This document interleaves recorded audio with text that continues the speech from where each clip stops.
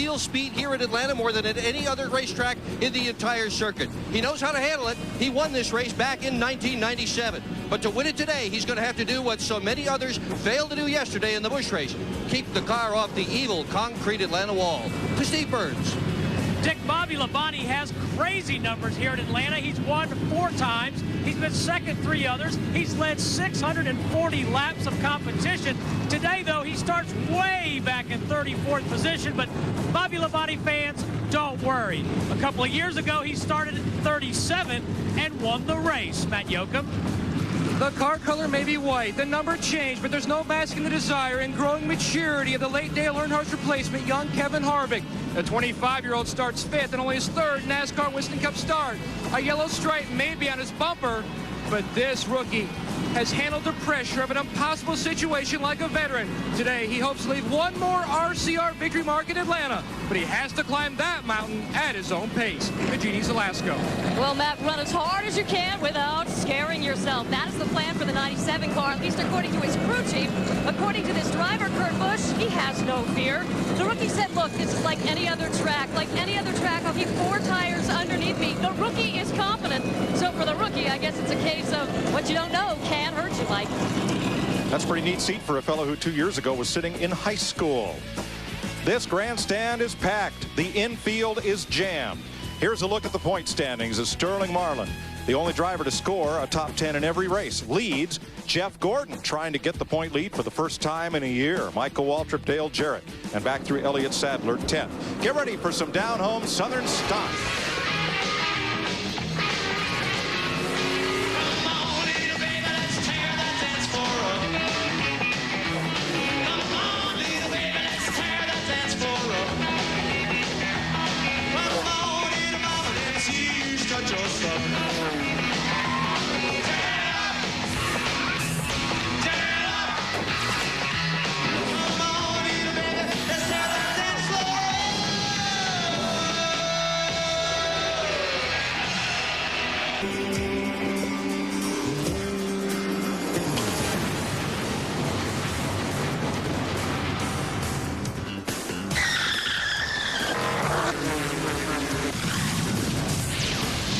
NASCAR on Fox at Atlanta Motor Speedway.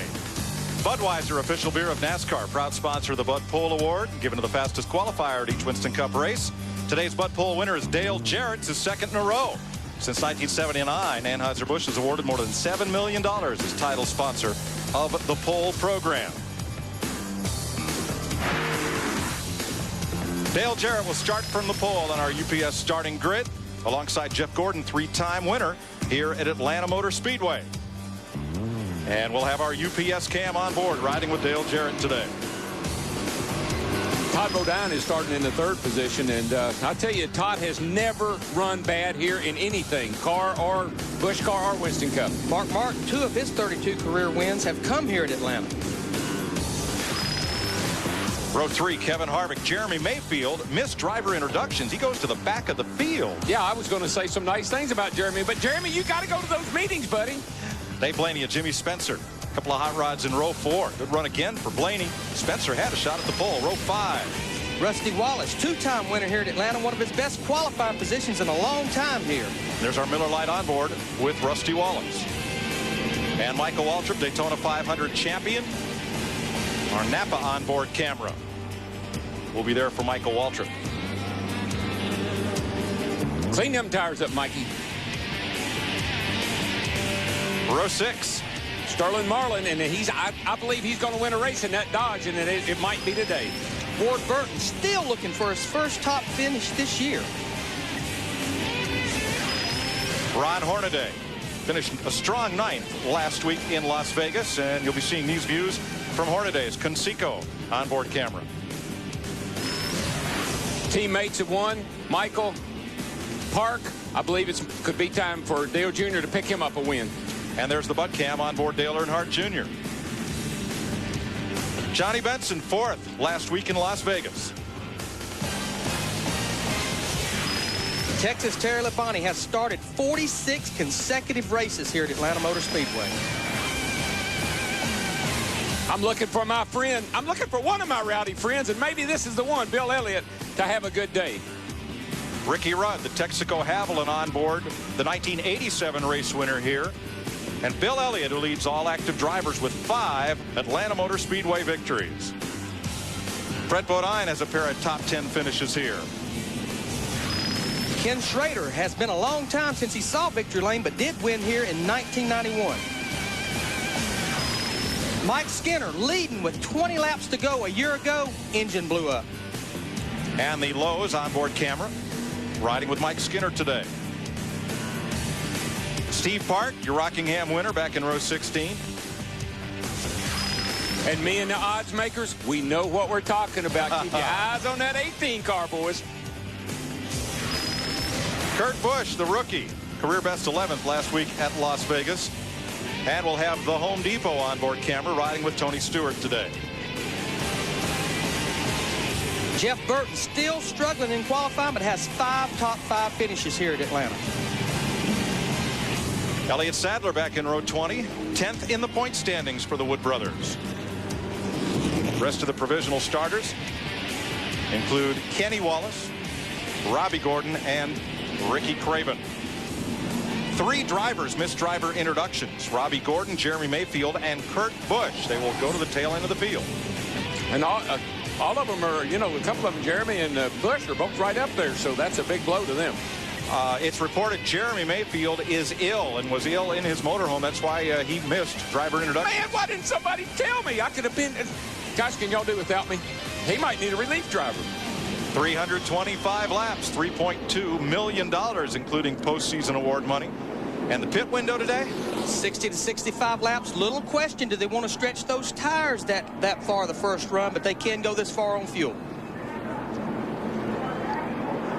Well, as Willard Scott might have told us when he fired up those engines, it's a nice day here in Atlanta.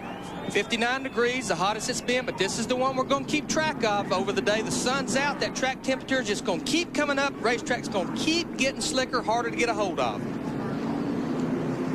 Now the cars that did not qualify for this race.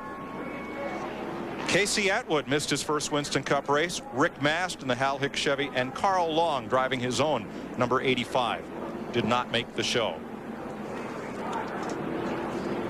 And throw in an extra pace lap. As you know, every race this season, to honor the memory of Dale Earnhardt, we will be silent on the 3rd lap of the race. We're hoping for the first time it will be a green flag lap. And the Speedway has joined us.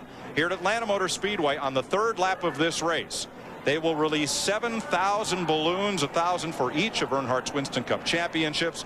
And they will ask each of the fans, some 135,000, to hold up 3 fingers in a silent salute during lap 3. In a lap, we'll be racing at what is now NASCAR's fastest track, because its 2 longest tracks, Daytona and Talladega, they use restricted engines. Talked to a few of these guys this morning, and they're all getting kind of, they don't really like this happy hour. It could be called brunch now because they're having it about noontime. They would like to have gotten back on a racetrack after the Busch race yesterday. The groove has moved all the way out next to the wall, and they didn't have it that way when they got the practiced. Look how much corner there is here and how short a straightaway. Man, let me tell you, you got a 1/4 mile of straightaway. That's all you got. You got 1.25 miles of turn all the way around there. That's what makes this thing so fast. Get back in the gas way over here. Come all the way back over to the first turn before you ever lift. You're going to be doing 200 miles an hour when you run down into turn 1, and it is breathtaking. See these suites here? This was the front straightaway. This was the start-finish line. In 1997, instead of tearing all that down and replacing it, this is now the back straightaway. And what was the backstretch with no seats or suites has been totally reconfigured as the front straightaway. Well, I like the suites, but I wish they'd have left the track alone. Because once they changed it, it changed everything. Since they reconfigured this racetrack, Bobby Labonte and Jeff Gordon have been the men to beat. Well, Bobby Labonte, I'm telling you, he's going to be fun to watch. He won't blow through the field. He'll ease his way up through there. But before this day's over with, you'll be saying, where did he come from? Just like we did at Rockingham. Today's telecast is going to 60 countries around the world. Have I made my point about that yet? It's big.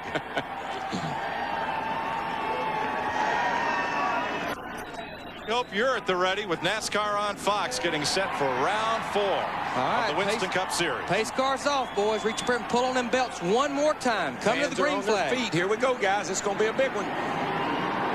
Green flag, we're racing in Atlanta.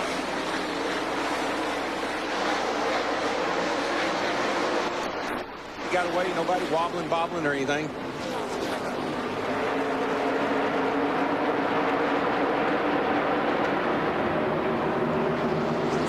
Three wide. Dale Jarrett. Right off the bat, we go 3 wide down the back. Look at Harvick at that 29. What a little hot rod he is. Well, he's got 300 miles of practice. He was out there all day yesterday, so he kind of knows what to expect. And he comes up for second place to Dale Jarrett in lap 1. That Hendrick horsepower is pulling him down that the front straightaway, though. And I'm sure he'll probably give Jeffy a little room to get down in there. There, we'll see him running even 3 and 4 grooves up the racetrack. Harvick gets a real good run off turn 2 right there. But when the tires are fresh, got good grip, they'll tend to want to run around the bottom of this racetrack. Everybody's just kind of feeling their car out right now. Low air pressure. Track's a little dirty from setting overnight. Todd Bodine hunting a hole in between those 2 cars. It's not there, not quite wide enough. Oh, trouble, guys. Jerry Nadeau. Jerry Nadeau, and here they go through the grass.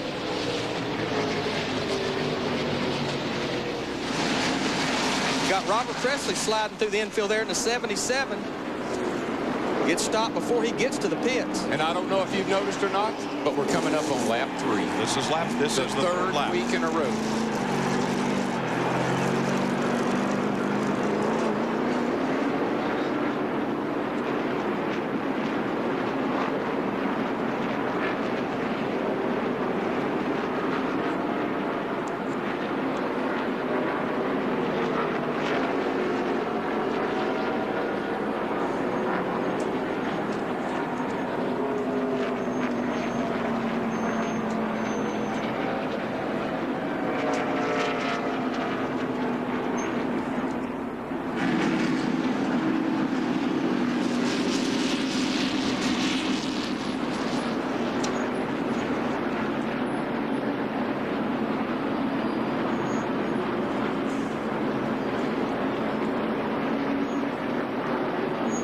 Well, for the 3rd week in a row, lap 3 is a caution lap.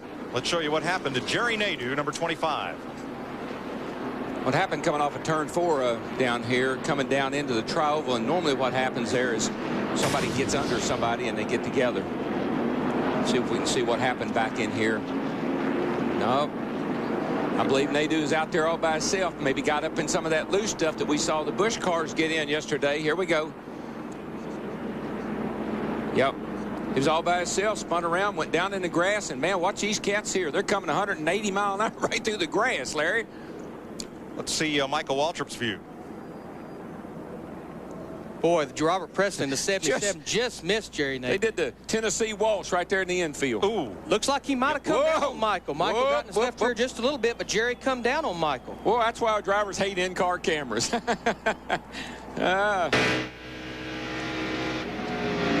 Ron Hornaday.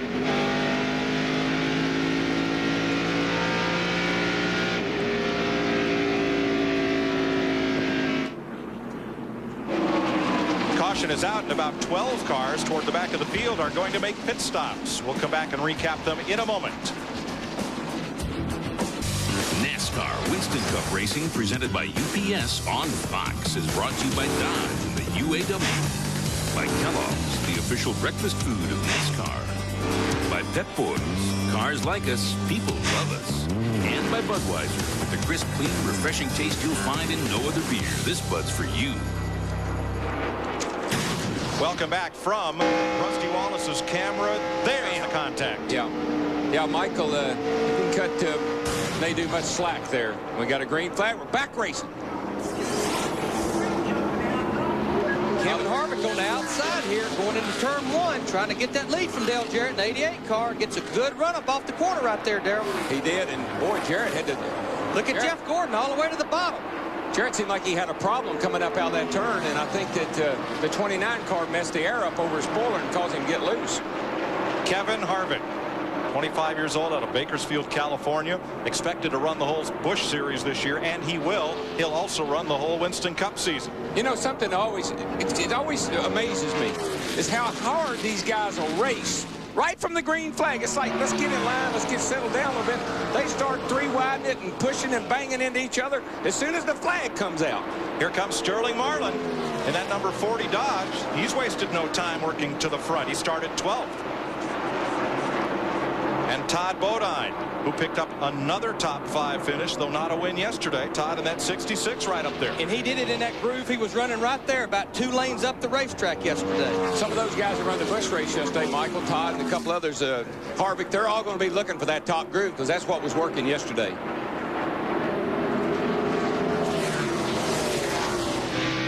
Dale Earnhardt Jr., little bump and run on Ron Hornaday there.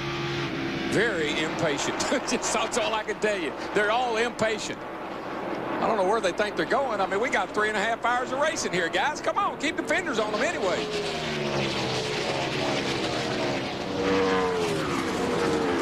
Back up front, Jeff Gordon draws a bead on Kevin Harvick. The car Kevin Harvick is driving, the 29 car, that was a brand new car in November. Dale Earnhardt finished 2nd here in Atlanta in the fall race. You know, that's got to be, golly, that's got to be a thrill, driving that car, leading the race, and then only his 3rd start in that car. I mean, this kid is for real.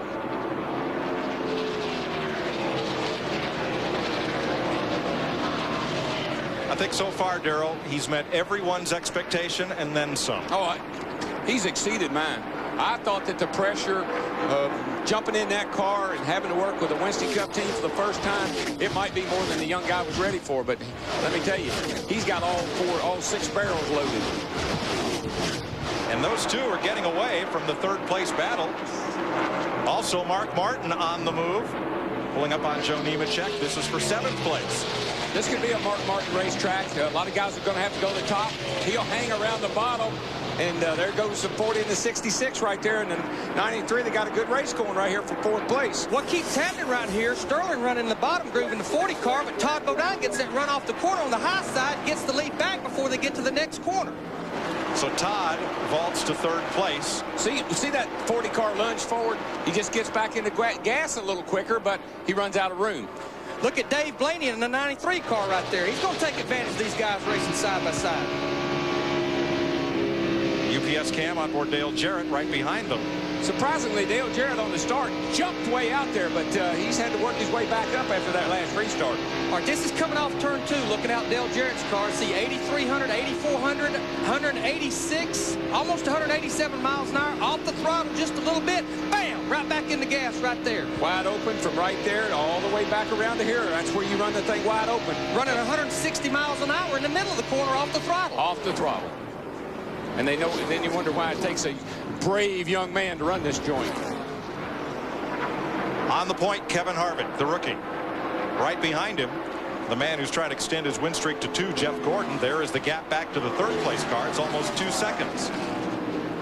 One of the guys I drove for one time, I asked him, how do you pick a driver? He said, I like a driver in his late 29s or early 30s. Bobby Labonte sneaking underneath Kyle Petty. Remember, Labonte started back in 34th position. Right now, they're battling for 23rd.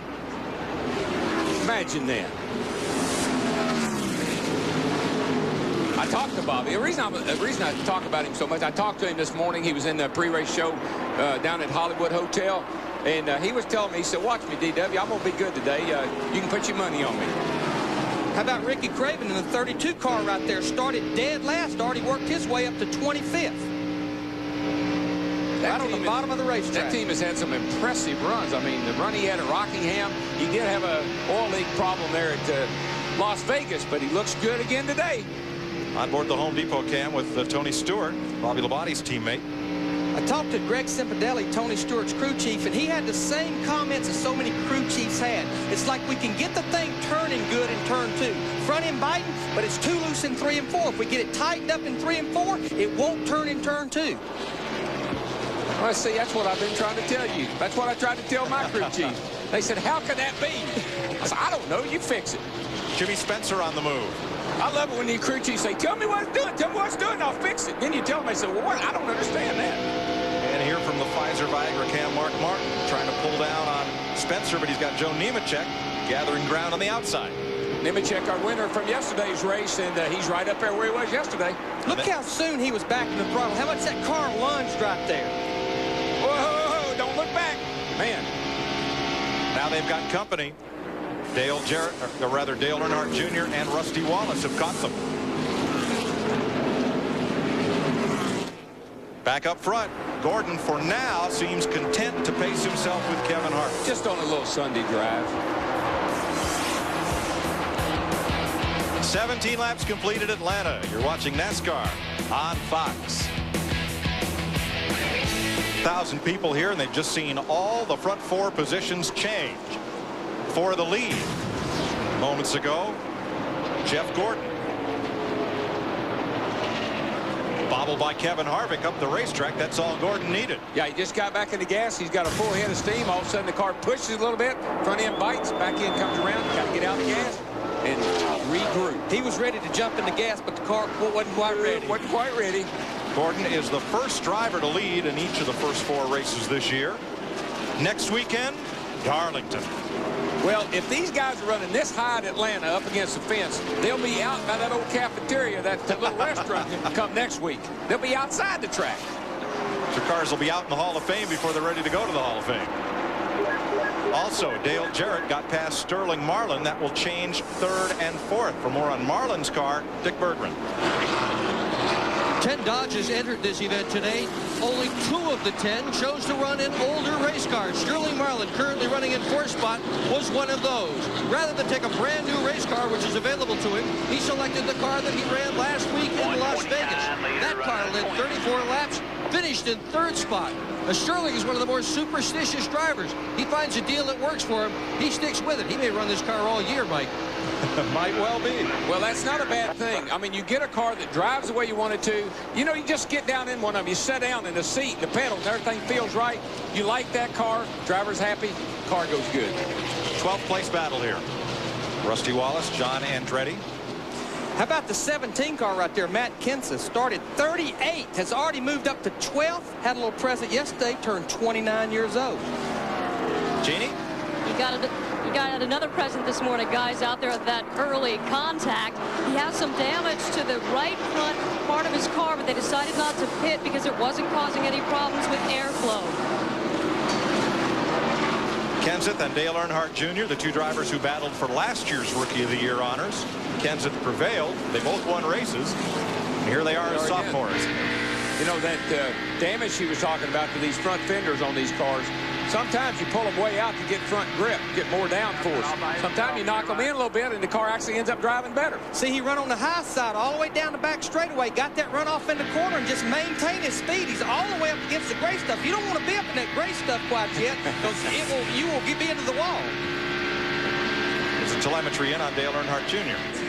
He's going off into turn 1 right there, about 8,500 RPMs, right here in the middle of the corner, back to the throttle, 159 miles an hour, right in the middle of the corner, wide open throttle onto the backstretch. What little there is, that backstretch goes by in a hurry at 190 miles an hour. You see, you turn about 200 or 300 less RPMs on the backstretch, Darrell, because it's so much shorter distance. Side by side, Joe Nemechek up alongside Rusty Wallace now. Wallace going to make that pass to the inside. Yes, and clears it. Remember last week, Rusty Wallace in Las Vegas, a very short memory of that race as he and teammate Jeremy Mayfield got together, got turned around. Come in there leading the points, left there out of the top 10. John Andretti in the 43 car all the way at the bottom. What? Boy, watch this. Terry Labonte, Park, Bobby Hamilton. Ooh, just getting in there. I'm telling you, they've been sliding in front of you. They've been putting a slide job on each other for the last 3 or 4 laps. It's called a controlled slide. Yeah, well, it's called please let me in. If you don't, we're going to wreck. When you get away with it, it's a controlled slide. There you go. Steve Park made the move. And now here comes Jeremy Mayfield right on the bottom of the racetrack. Remember, had to go to the rear of the field because he missed the driver's meeting. This is a battle right here for 26. And not only, don't forget this, he pitted on that early caution and took tires on, so his tires are going to be a little fresher than those other guys. riding with the Haviland cam on Ricky Rudd's number 28. And you see the serial score. Rudd has done it mainly on the bottom of the racetrack. In fact, I've seen him under the white line a couple of times trying to pass cars. Well, the bottom would be a really comfortable place to run because there ain't nobody there. See right there, halfway down the backstretch, he had to backpedal or he was going to run over these guys. Just got that good a run up off turn 2. Oh, you definitely get a little draft down the back. And the 32 car, buddy, let me tell you, he's doing it again this week, that cat right there. He did it at Rockingham. He got up in that high groove, and he's doing it again. 19th position right now, all the way from 43rd in 31 laps. When you have a car that's handling pretty good and other guys are struggling a little bit, man, you can just make up so much time.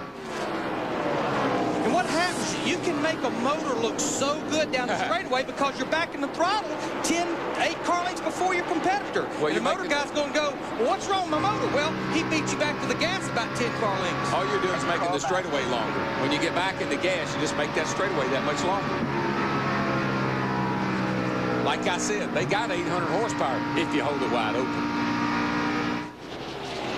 Jeff Gordon leading Kevin Harvick by 1.2 seconds. Dale Jarrett is another 1.4 seconds back. Sterling Marlin is settled in 4th, and Todd Bodine is in 5th. We've completed 33 laps at Atlanta Motor Speedway. This is NASCAR on Fox. Welcome back to NASCAR Winston Cup Racing on Fox. Today we're at Atlanta Motor Speedway, presented by UPS. It's the Cracker Barrel Old Country Store 500. Matt Kenseth right now is the fastest car on the racetrack. He's up to 5th place. He's actually running faster lap times than Jeff Gordon is. Here's the man they're trying to run down, picking up right where he left off, leaving Las Vegas. A 2.1 second lead on Harvick. Okay, but just remember what I tell you about as a driver. You want to know where everybody is. Here comes Jeff Gordon off turn 4, and we're going to use the start-finish line as our reference point. They will tell me wherever I am on the racetrack, they'll say the leader's at the line now, and that gives me a reference point.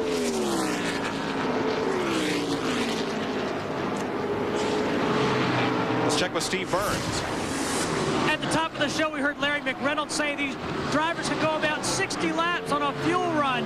But look how many tires are down here in Kevin Harvick's pits. They're going to want tires before they get gas. 11 sets of tires mounted up here. Guys, there's $15,000 worth of Goodyear tires mounted up for Kevin Harvick.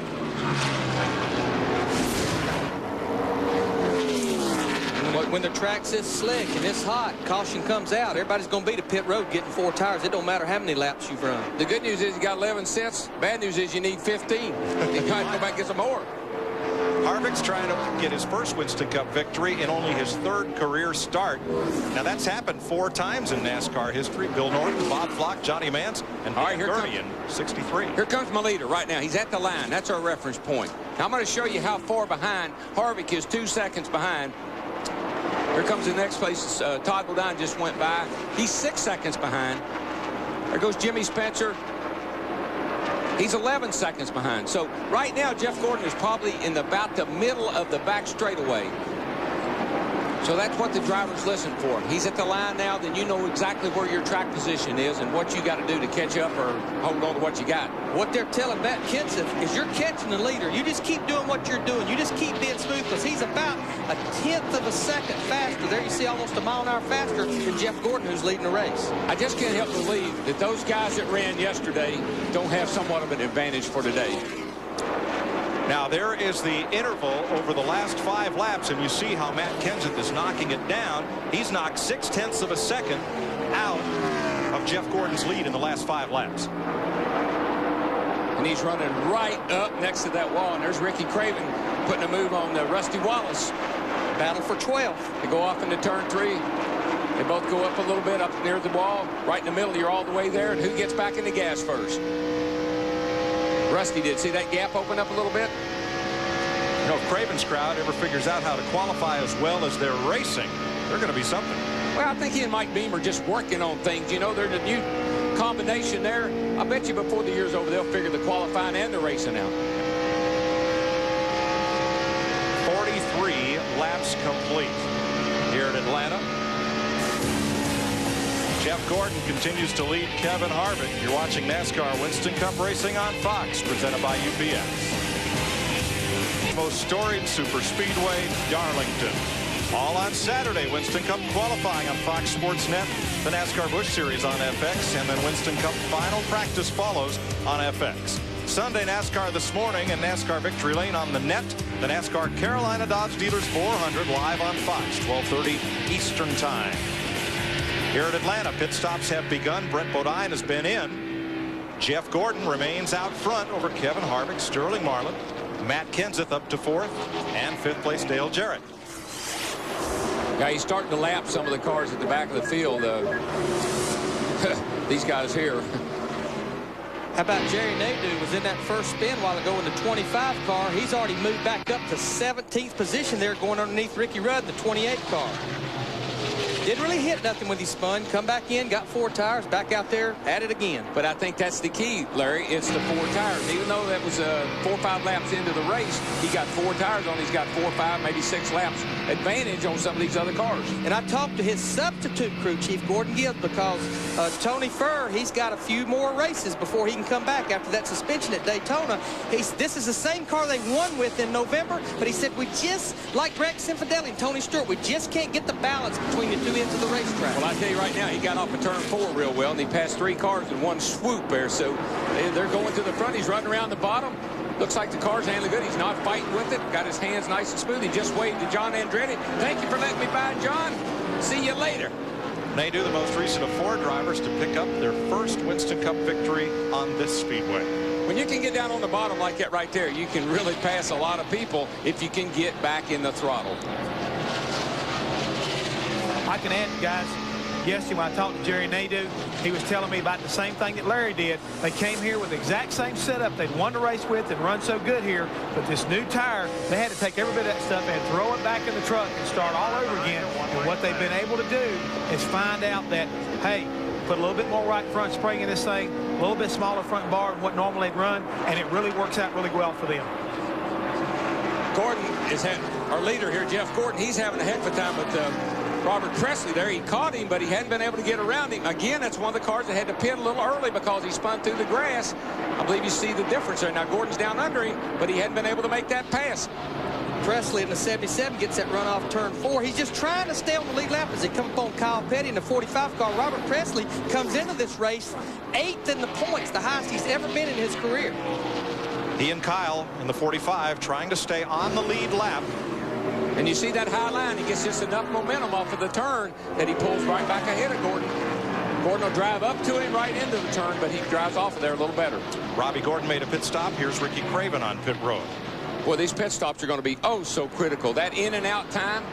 Johnny Benson's in. Steve Park is also in. And this is one of the few crews that's wearing all helmets. You see tire changers, everybody's wearing helmets, Matt Yoakum. He goes to work on the right front. A 4th tire stop for Johnny Benson. He said his car was a little tight there, going to adjust with air pressure. Second can is in, and he's down and away to Gene Zalasko. Well, Saturday was Matt's birthday. The Jackman, Jeff Vandermoss's birthday as well. How they celebrate preparing for today's race. And they took a half-pound out of the right rear and crushed the grill here in this stop. Terry Labonte is in. Also Mike Wallace making pit stops under the green. And Kevin Harvick comes back after the lead. The reason for that, Mike, is Gordon can't get around that 77 car. He's tried him high, low, every way. He can't get around him. That held him up. And that allowed the 29 car to catch back up. Johnny Benson scoots away. He's on fresh tires. He should run away from that group. Not just right out of the picture is Sterling Marlin, who is catching up. Rusty Wallace is in. Elliott Sadler has made his pit stop. But I'm Robbie Loomis, Jeff Gordon's crew chief, and what I've told Jeff, look, we're a handful of laps from coming in the pits. Just don't get yourself in trouble, that 77 car. Let's just be cool here, be smooth. We'll be in here and get us 4 tires here shortly. But I'm screaming, but he's holding me up. Go talk to his spotter. Tell him to get him out of my way. Pole sitter Dale Jarrett comes in. Ward Burton, Mark Martin, John Andretti, Bobby Labonte. Here they come. And here come the leaders. Bad time to pit, guys. Bad time. Steve Burns. Here it in. They're going to make a track bar adjustment. The catch can man, Rick Colson, is the one that's going to make that adjustment. 4 tires for Dale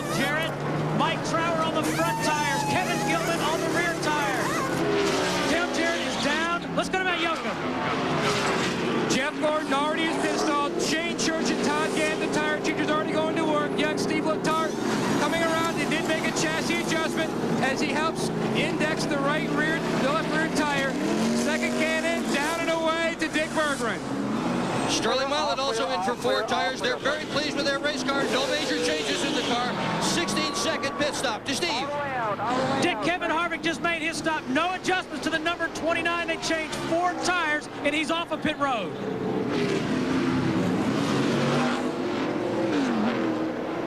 Pit stops continue. Jerry Nadeau comes in. Dale Earnhardt Jr., Joe Nemechek, Tony Stewart, Michael Waltrip. Now, when you see where Nadeau pits, or there's Tony Stewart, his crew getting service, routine stop. When Nadeau comes to a halt, right behind him is Jeff Gordon's pit. Gordon was the second team to pick a pit stop. So they picked a spot just in front of an opening so Jeff could get in cleanly. And they put another Hendrick car, Nadeau, right in front of him. Open space, Gordon, and by pitting Nadeau there, they won't pit him at the same time as Gordon, and Jeff will be able to get it in out clean. That's by design. A bad time to pit because so many cars come on pit road at the same time. If I'd have had my spotter or my crew chief, I would have not come in that lap. I'd have made one more lap. You know, at Daytona and Talladega, you always want to pit with people because you don't want to lose that draft. Anywhere else, including here in Atlanta, the best scenario is be on pit road by yourself. No traffic to deal with. Hey, you let the dogs out. The new leader's Kenny Schrader. Look at this. The 40 just drove right around the outside of the 24 car, Gordon, and he's motoring right along. And he was in 3rd place when we went to when everybody started making their pit stops. All right, Schrader's going to pit and give up the lead. So, Mike Skinner, you're riding in the Lowe's cam with Skinner. Schrader just in front of him as they come down pit road. 6 away, 4 away, right here. That was Royce McGee, the crew chief, counting Mike down. When you look down, a driver looks down pit road, all you see is a bunch of signs, so you kind of count yourself down. 10 away, 5 away, 2 away, you're here. Robert Presley has picked up the lead. Imagine that. I mean, he was holding off the leader just a few minutes ago. All the way out. Tim, you got him. Ford, just stay wide here. What's the speed? And now Presley will come in. Boy, right now is when ins and outs are so crucial. How quickly you get to the end of pit road and how quickly you get back out on the racetrack. Everybody has to run the same speed down pit road. It's 45 miles an hour. But it's how you can get through 3 and 4. Getting on the pit road can really make a difference. Yeah, everybody makes fast stops. But you know what? I could literally stand up here now. I didn't think you could. Watch this race right here. The 40 and the 24 are having at it right now. For the lead. Marlin just shoves it into the lead. And he used Jeremy Mayfield in the 12 as a pick there.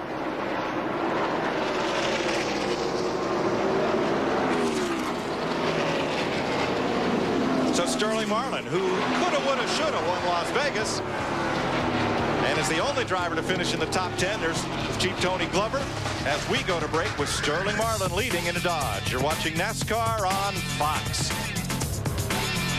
Laps complete here at Atlanta. Jeff Gordon back into the lead over Sterling Marlin. Kevin Harvick continues to hold tough in 3rd. And another young gun, Matt Kenseth, in 4th. But Sterling Marlin, he accomplished what he needed to accomplish right there. He got him 5 bonus points for leading a lap. You lead just 1 lap, it's 5 bonus points. Adds up at the end of the year. Here's how the lead changed hands. Watch this. Up on that high side. Jeff Gordon hooking that white line in that 4 car. When Sterling went up, here he comes. Does Michael Waltrip have a problem, Steve? Mike, I just walked into the pits and asked some of the crew members. They think he's got a broken shock, and that would explain why that car will not handle. And that could have happened when he made contact with Nadeau early on. He bent that right front fender up pretty good, and he could have done some damage to his chassis. Heavy traffic for race leader Jeff Gordon. Stacy Compton, Kurt Busch, Mike Skinner. Hole wasn't quite big enough. That's when the spotter earned his money right there.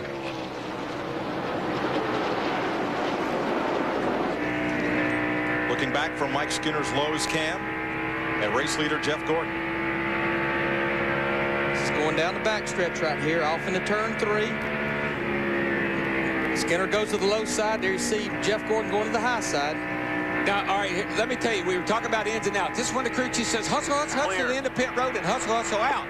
Look how much quicker, say, Sterling Marlin. He got the lead, and right there is why. He got in and out quicker. That's from the beginning of pit lane back to the start-finish line.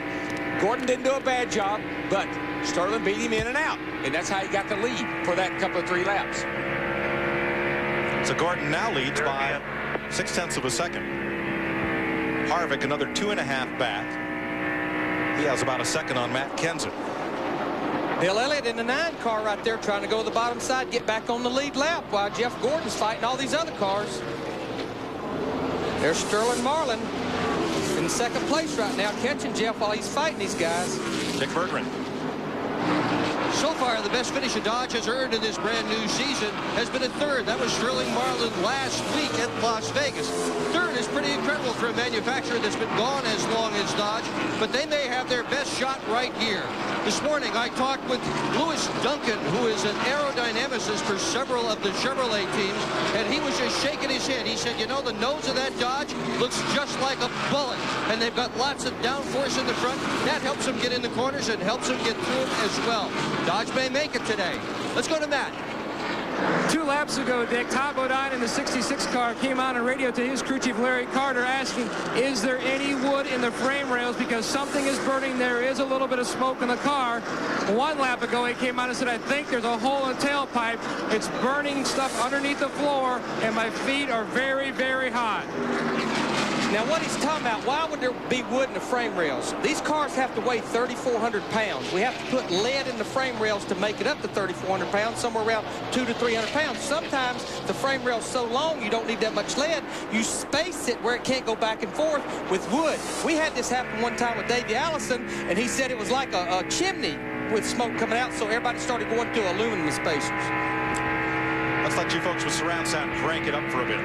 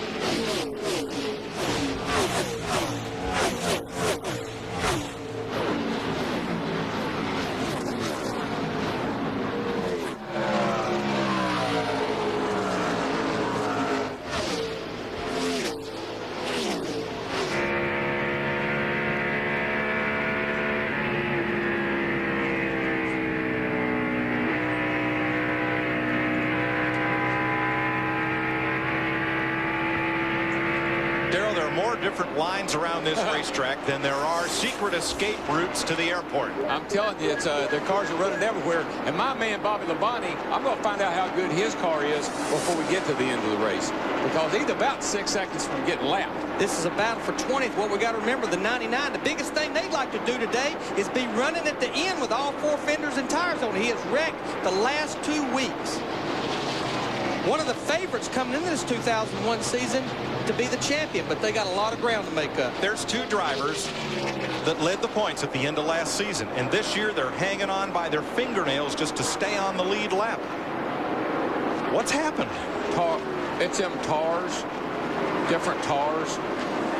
The biggest problem they got is that blue and orange 24 right there. He's only about seconds behind these guys. That's them flames on that one. It's the tars on them others, the flames on that one. We've completed 78 laps here at Atlanta Motor Speedway. Jeff Gordon continues to lead. Sterling Marlin and Kevin Harvick. Welcome back to Atlanta. Steve Park's engine has let go, and he brings out the caution for the 2nd time today and makes that hard left into the garage. Now, just prior to that, Elliott Sadler made an unscheduled pit stop and went a lap down. Michael Waltrip came into pit road but kept going to try to avoid going a lap down when his teammate's engine let loose. Riding along with Michael there. I'm not sure it's a shock. Let's come in and change right sides first. Pull the rubber. And Jeff Gordon leads them around under caution behind the safety car. First caution was at lap 2. Jerry Nadeau and Michael Waltrip got together. Nadeau spun through the infield grass, And this is the second caution coming at lap 83. There's a lot of conversation going on right now about what they're going to do to their cars. What are they going to do? They take spring rubbers out. They're going to make track bar adjustments, air pressure adjustments. Lots and lots and lots of things are going to happen on this set of pit stops. Yeah, they'll definitely be on pit road for 4 tires. This is the first time they've had a chance to kind of slow down and tell the crew chief what's going on in the first stop under caution, where you can do a little adjusting without worrying about a green flag stop. Here come the leaders to pit road, 45 miles an hour, starting right there. That's when the crew chief tells you, slow down, man. I can't do all those things at one time. There's your triple split pit box with the first 3 drivers, top to bottom. Matt? The 24 car on the top of your screen, Jeff Gordon and crew chief Robbie Loomis were talking about what changes to make on this 24 car. They discussed a track bar adjustment, but I did not see the handle going in the back window. Looks like just air pressure for the 24. Dick Berggren. Sterling Marlin pits out of second position. He is running just a little bit tight up high. Meanwhile, Dale Earnhardt Jr. went over his pit line. He had to back the car up. That'll be a slow pit stop. To Steve. Kevin Harvick's down and away right behind Dale Jarrett. Harvick made no adjustments to his car. Dale Jarrett said, I'm still a little bit tight in the center. Let's make another track bar adjustment, Dick Berggren. Earnhart Jr. finally gets away. That's a very difficult thing to have happen. He has got to get the car in the box. If it's out of the box and they work on the car, it's a 1-lap penalty, so they had to push him back. Very costly pit stop for Earnhardt Jr. Tony Eury there on the horn to Dale Jr. 7 different leaders, 8 lead changes. Thus far, a very competitive race, but little agreement on what line to run around this racetrack. We'll be right back. After pit stops, Jeff Gordon. Again, your leader, Kevin Harvick, Dale Jarrett, Sterling Marlin came out 4th, Matt Kenseth 5th, Rusty Wallace. The way they're running as we're getting set to go back to green. Oh, Dave Blaney's hanging right in there. And trouble for Michael Waltrip. That's not the way you want to see your hood. Steve? Mike, as I reported earlier, they thought they had a broken shock. They just had the hood up. Then they thought they had a flat tire. We'll check with crew chief Scott Eggleston and find out exactly what the problem is for Michael Waltrip. Started into 3. I'll tell you what, I've run here so many times when I said I got a broken ratchet in the gear. I've got a tire. This track will throw you more curves than any track I've ever been to. Gordon came out where he came in. Kevin Harvick picked up a spot, as did Dale Jarrett. Sterling Marlin lost 2, and Matt Kenseth gained 13 spots on pit road, according to that graphic. Getting set for green. Here we go.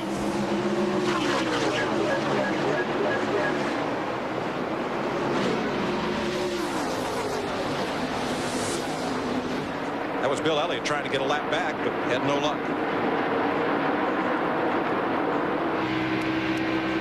And we got us a new race, guys. Load them up, set them up, and let's go again. Everybody's worked on them, got 4 fresh tires, just like we're starting all over again. Let's see who comes out on top this time. You see all the capes flowing from the back of those spoilers? They're all Supermen now with new tires, right? Them stickers on. And they've made adjustments. They've tightened them bad boys up. Now you can gas her and go. Saw that yesterday. Nemechek come in, took a rubber out of the right rear, won the race. 88 laps complete here. We've had 8 lead changes, 7 different leaders. Jeff Gordon has led 65 laps. Kevin Harvick 12. Dale Jarrett, the pole sitter, has led but 6 laps. Sterling Marlin, Robert Presley, Jason Leffler, and Kenny Schrader have each had a turn at the front spot. Dale Jarrett in the 88 car there went by Kevin Harvick for the 2nd position, so he's back on the move again. This is looking out the front of his car. That's Bill Elliott there in the red number 9 trying to get that lap back. Yeah, a caution flag is just like calling timeout. Gives you time to go in and set up some new plays, make some changes, and go again. Now for more on Dale Earnhardt Jr.'s stop, here's Dick. Tony Eury came by the number 40 team and expressed his displeasure at the way the pit stop had gone. It was Eury's position that the tire for the right front on the number 40 Sterling Marlin's car had been left in the way, and that's the reason that Earnhardt missed his pit. But they replayed that pit stop here in Marlin's pit. Front tire changer. Darren Wolf looked at it twice. He said, hey, nothing wrong with that one. Eury's back on his box. They're back on theirs. And that's why you'd rather have that teammate pitting next to you instead of that adversary. Sometimes that can be good, sometimes that can be bad. Yep. Sometimes you get to competing against each other. I don't know how they know what. Look at Kurt Busch all the way against the wall there getting in turn 3.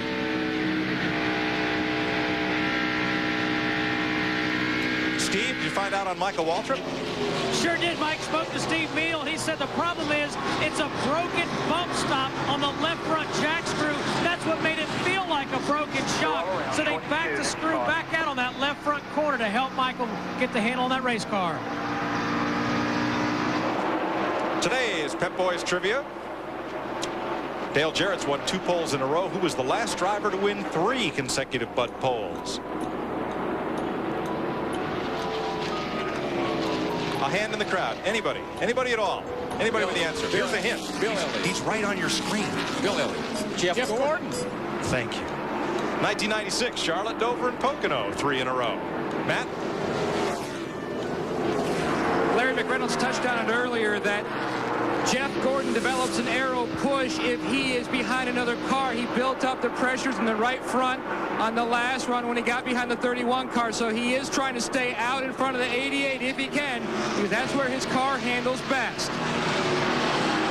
And what's going on there, these cars are so aero dependent, so downforce dependent. Look at Dale Jarrett in the 88 car now. He's trying to get up there and get in front of Jeff Gordon.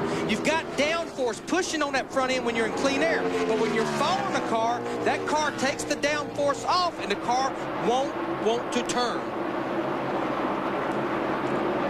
But our Rockingham winner is out of the race early. Here's Jeannie.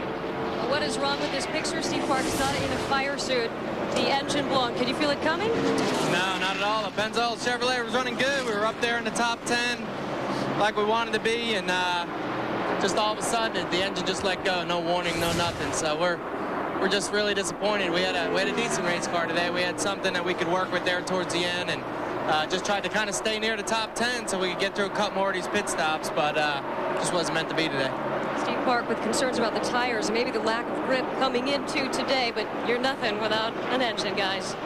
You're nothing without the lead. Here comes Dale Jarrett for it. I love this shot. This is cool, man. That's how close together we get. They go high and low. Watch them come to, got the momentum off of turn 2, heading down the back. Steve Park came in here 5th in points and will drop out of the top 10. We're down here in the middle of 3 and 4 now. Here we come, coming around turn 4, starting down toward the start-finish line. Gordon's got a good head of steam. He's running a little higher line. This cat right here, Dave Blaney, he is on the move. He started back at about 8th place. He's already up to 3rd, up to 4th. He's going by Harvick. That old Dodge is trucking along pretty good, boys. He was 6th on the restart, and I would have to say that Bill Davis team right there with Dave Blaney gets the most improved award for the season so far. Matt. 3 top 10s for Dave Blaney in the 93 car in his last 6 Winston Cup starts. He's been complaining about all morning and afternoon about his car being a little tight. They have adjusted. His spotter, Rocky Ryan, keeps cheering him on. Go get him, go get him. Keeping that adrenaline going, trying to move him up to the lead. There's the sequence of Blaney moving up to 3rd place. Well, here we go again. 2 different thoughts on how to get the lead and how to hold it. It's like for a few laps, he moved up to the high side with Jeff Gordon. Now he's back to the bottom, Darrell. Figure this, it's shorter around the bottom, but it's faster around the top. Get more momentum, carry speed off of that corner. Coming off of turn 2 here. Back in the gas. Going to tuck in behind Jeff Gordon and get a little suck off of him, get a little pull. Here we go down into turn 3. Gordon goes high up next to the wall. Jarrett stays sort of in the middle. He wants to hunt the bottom. Guy back in the gas. That wall gets mighty. Whoa, man, it gets close right there. Across that start-finish line. See him close up ever so slightly from the little bit of draft he gets. A little bumpy right here. Bam, bam. Makes the car move up the hill a little bit. Not as far as Jeff Gordon is. As you can see, come up there and you're right out next to that wall. Darrell, it's almost like when the tires was fresh right after the pit stop, Dale Jarrett was hugging that bottom. Now that we've done got 10 or 15 laps on these tires, he's starting to move up the racetrack with Jeff Gordon. A little easier on those tires up there. Well, the thing about it is both these cars here, these will be 2 guys that will run great next weekend at Darlington, too. And they're getting a lot of practice today running up next to that wall. And you see Jarrett starting to ease that thing right on up there, and you'll see him close right back up when he does. But, Darrell, are there room for 2 grooves like this at Darlington? Well, that's the problem you got there, is that's why they run over each other all the time. Everybody's trying to get in the same spot. Darlington's made for 1 race car, and that's it. 100 laps complete. here at Atlanta Motor Speedway. Jeff Gordon back in the lead. You're watching NASCAR on Fox, presented by UPS. Welcome back to Atlanta. Chris Myers with Jeff Hammond. Don't forget Victory Lane tonight, 9 o'clock on Fox Sports Net. As we continue to watch the race and the battle for the lead, Jeff Gordon has that over Dale Jarrett. Jeff Hammond, for his complaints in Daytona about the aerodynamic disadvantage, they want more help on the front end. They say they don't need the 2 inches that Chevy got, but Chevy has won all 3 races so far this year, and they're leading again. Yeah, as you can see right now, Dale Jarrett get close to that 24 car, but he's having trouble really getting and making that pass. He can suck up to him, and all of a sudden Gordon seems like he drives away from him. That's the big problem they complain about, is after a few laps, after the tires get worn a little bit, they lose their grip, all of a sudden they need that aerodynamic downforce to make the front end hook so they can keep it going. Jarrett did lead 42 laps last week. He's won 2 straight poles, but no victories yet for Ford. So far, 10 lead changes here with 7 different leaders. Let's go back upstairs now. Mike Joy. This is a great battle right here, and Dale Earnhardt Jr. is right in the middle of it as you watch from the Bud Camp. Todd Bodine up high and Johnny Benson filling up his mirror. But you know, I follow up a little bit on what Jeff said about the Fords, and they say they need some help. If the Dodge is good, the Ford ought to be good. Because I'm telling you, I walk through the garage and I look at them, and I can't tell any difference in them. They look very, very, very similar. More from Dale Earnhardt Jr.'s pit. Here's Dick. On that last round of pits, Steve Wolf, the rear changer on Dale Earnhardt's car, suffered a laceration on his finger. The doctors put ice on it. They said, you're out of here for the day. Well, the one car Steve Park flew up, he's a teammate. Mike Atwell from that car is going to pit it. You're looking at Atwell now. He has also brought along his carrier, Chad Walters. So we'll see how these guys mix together. They're certainly not used to pitting as a group. Mike? Now, Larry, that's pretty neat. If you're going to change tires, you want your own tire carrier because you folks have your timing and your sequence. Yeah, I mean, the tire carrier, the tire changer is only as good as its tire carrier. And it's not saying one tire carrier is better than the other, but they're just used to each other. Darrell, I want to challenge you on something right there, partner. Not that I'm a Ford supporter, but at the same time, I know I've seen some of the numbers on the Dodges, and I do believe they do have a little bit more front downforce than the Ford, even though I do agree they look very much the same. But I think if you notice the way those openings are and the way the air flows over the car once he leaves that front valence, it makes a big difference. And we see right now Jeremy Mayfield must have a problem on pit road. Matt's there. He came on the radio, Mike. He said something feels like it's loose in the right front. They're going to make a track bar adjustment and a 4-tire change to see if it is the tires or if something is indeed loose. You can see one of the crew members sticking his head inside, checking to see if something is indeed loose in the right front. He said he couldn't tell what it was, but something just did not feel right. They didn't want to take a chance. Jeremy has not felt good all day, so he did lose his breakfast twice this morning. They thought they may have to get a relief driver, but Jeffrey Baker did not see anything wrong in the right front. Now we're on to the left side to Jeannie. Well, Matt, it is frustration with the 18 car. Bobby Labonte says it is pushing like a dump truck. Last pit, he took one rubber out of the right front, made a track bar adjustment, about a 1/4 inch, but it actually made it worse. Crew chief Jimmy Makar told his driver, hey, hang in there, let these new tires settle in. Darrell, Bobby's driving your dump truck. Well, he is, and I know a lot of people haven't ever driven one, but that's not a fun thing to be. Let me just follow up again on what Jeff said. Some of these cats, Jeff, can take urine and beat his, and some of them take his and then beat urine. And I think that's the big difference. And I agree with what you're saying right there, Darrell. And I think it's going to be going on a long time as long as Ford doesn't get in victory lane. You know how it is. You've always told me the squeaky wheel gets the grease. And right now, they haven't been able to get into victory lane like they've been able to in the past. So automatically, you got to go down to that big red rig and start complaining. Otherwise, they're going to leave it like it is. Dad, or come over to the Hollywood Hotel, do a little complaining, and get them on national TV. There you go. Come on down. Well, watch Todd Bodine here in 66 trying to hold off the 10 of Johnny Benson while trying to overhaul the 8 of Dale Earnhardt Jr. It's almost like he got such a run off this corner right here a while ago that he got up on the 8 car so fast he had to back off the throttle, and the 10 car caught him before he could get his momentum back. Bill Elliott in the 9 car now. He's a lap down, so he's really not in racing these guys for position. Look at the 10 car down to the bottom there. Johnny Benson. Ooh. Got to have a pretty good hand on an automobile to get down under somebody out of the corner like that and not get into him. I did pick him, you'll remember. You picked Benson? Yeah. Just look at him at the bottom. He's almost on the white part of the apron right there. Gets a great run off turn 2 right there. But you see Todd Bodine up high. Keeps that momentum. Keeps them RPMs up. Back into turn 3. Johnny Benson back to the bottom. Man, we got a good race going on for the lead up here. The battle for 5th position right here. Remember, Jerry Nadeau, one of the first cautions about lap 2, spun out. He's done worked his way back to the 6th position. That last caution flag got everyone caught back up together on the same pit stop schedule. And Nadeau back up there and strong. Darrell, how tough is it to race the car ahead and race the car behind you at the same time? Well, that's one of the things that when people say, I think I could do that, they go to these driving schools or whatever, and they get out there by themselves, say it doesn't look all that hard. That's what I call track presence. And you have got to have a lot of track presence when you get up in the middle of a bunch of cars. You got to know where you are. You can't think about it. It's instinctive. You got to feel it. You got to know that guy's there, and you got to respond and react to him being there. Sterling Marlin now has his hands full with Nadeau, who won here in November for his first Winston Cup victory.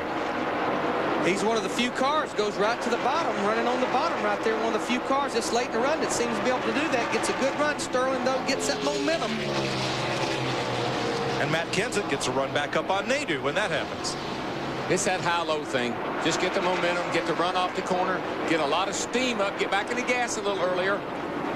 Darrell, a lot of guys this morning in the garage was debating which gear to pull for what line they thought they was going to run. You got to run a little lower gear to run that bottom because you're breaking your momentum trying to pull it up out of that hole off the corner. Got to come up out of that corner, as we like to say. Go down in there, but you got to get up out of it.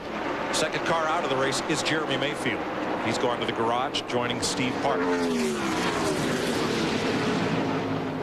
There's Mayfield coasting in. Couldn't get that woes corrected. And Jeff Gordon sails along up front with a 2-second margin on Dale Jarrett. But the guy behind him, Dale Jarrett, after that last series of pit stops, he's gotten a little bit better. He's keeping Gordon in a little bit closer of a sight. You can see him up there a little bit better. And sneaking his way up to third, Dave Blaney in that Bill Davis Dodge. Kevin Harvick, Sterling Marlin. That's our top 5 at 119 laps. This is NASCAR on Fox. NASCAR Winston Cup Racing, presented by UPS on Fox, is brought to you by the Home Depot, the official home improvement warehouse of NASCAR.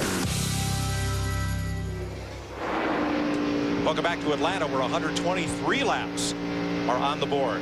Gordon leading Jarrett, Dave Blaney in third, Kevin Harvick. And for more of Darrell's insight into NASCAR, check out the All Waltrip section on foxsports.com. Hey, all right. You know, you've heard of All Madden. You know, Big John Madden. Oh. He's a big star on Fox.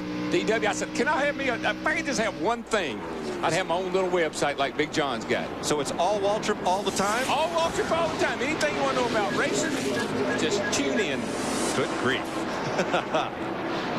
Now, we've expanded our Fox box and our ticker that runs across the screen. And what you're going to see, folks, is instantaneous miles per hour. Well, that's a little bit deceiving. It's a great graphic, but it depends on where you are as to how high that's going to be. That could be in the middle of the corner. It could be down at the end of the straightaway. So different places on the racetrack. You can see it coming and going. When you're seeing 180s, 190s, that's almost at the end of the straightaway. You're seeing them 160s, middle 160s like Rudd there, 158. That's down in the middle of the corner. But it certainly gives you a good idea about how fast the cars are and then how much they slow down through the corners. And when we get to Talladega, when you're flat out all the way around, that'll be a pretty valid comparison. Oh, yeah, it never changes there. I mean, you just run all the way around. The Pfizer Viagra cam on board Mark Martin.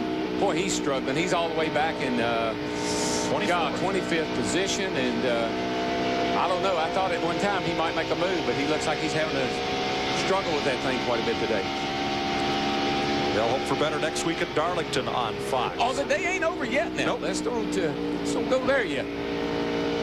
Dave Blaney has climbed himself quietly up to third place, Matt. For the first time in 683 races since July 31st of 1977, a Dodge is on top of the points, but Dave Blaney wants to be the first Dodge boy in victory lane right now. He's running about half a groove lower than the other cars, just trying to save his tires because tire wear has been a concern all weekend. A number of teams showing a little bit of wear on their left side. Steve Burns. Matt, Dale Jarrett has complained about being tight from the center off. They've raised the track bar on the last 2 pit stops. On the one coming up, they're thinking about adding air pressure to that right rear tire. All right, I want to show you what tight is. It says his car's a little tight. Goes off down in the corner. Entering the corner right there. We get over here and look at his hands. See him go up the hill, see how close he gets to the wall? That's because his car is tight. Now watch. Here's your line. You go in on the bottom down here, but you wash out all the way to the top. That's because you got the wheels turned to the left. Watch your hands. Move them all around there. Move them all around. Oh, that thing is tight. Sucker won't turn a lick. That's like a dump truck. That's what he's telling with that other hand. He's pushing that button down there. And DW, the only way you can get it to turn is just back off the throttle, slow the speed of the car down. But from a driver's perspective, he'd rather have it pushing like a dump truck than he had as loose as a goose. And you can see Jarrett's hands are going way over the top. Car's a little too tight. Don't have to make adjustment there, Todd. Do a little air pressure, track bar, do something. You got to help him out here now. And what they're talking about doing, they're talking about putting air in that right rear tire. That increases the spring rate over there. 1 pound equals about 10 pounds of spring rate. That'll help that old car turn up off the corner. There's Dave Blaney, 93. He's going for second here. I'd be running down there and asking Blaney what he's doing. Keep talking about these cars not turning. It brings us right back to what we were saying earlier about that downforce on the front. Now that Dodge is coming up through there. Tires getting a little bit worn. Got a little bit more front grip. But his car is turning like it needs to. He's able to get back to the throttle. He's gaining on that 88 car from Dale Jarrett. Well, we'll see what happens when he gets up there. He was able to close up. But the big thing now is, can he make the pass? A lot of air right in here, folks. That's where all that air is. It moves around and upsets the car in the back. See these fenders? He can always pull those fenders out a little bit, get a little bit more downforce. And if you watch these cars nose first, you'll see a huge difference in how far out that fender sticks. And that's how you plant that front end. That's why they wear out the left front tire. They put a lot of downforce on that left front corner. Jarrett holds second. Meanwhile, leader Jeff Gordon has come up on a big pack of traffic. He's come up on about half the field. There you see Robbie Gordon run him all the way up to the wall right there. Again, some of these guys trying to stay a lap down. Some of them trying to stay on the lead lap right here. We're about 10 or 12 laps away from pit stops. These guys would love to stay on the lead lap. And Dave Blaney completes the pass for second place. You know, I think Blaney thinks he's at Eldora. He's driving that thing down in there like he's at Eldora, got that big right rear, and he's laying it up there against a fence and gashing it and going.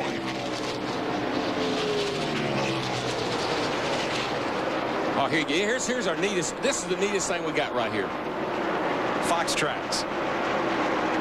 Using global positioning satellites, we can pinpoint the location of these cars and give you intervals and speeds in real time. We're dialing them up now, telling them, hey, give us a signal, will you?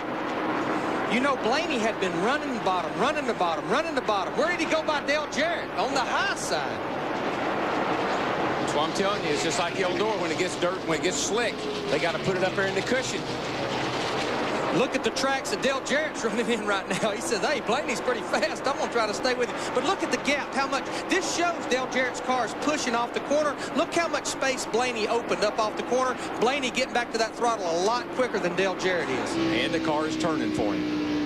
You can hear Dale, he's out of the throttle so long, and he never mats it. He's just kind of easing into it.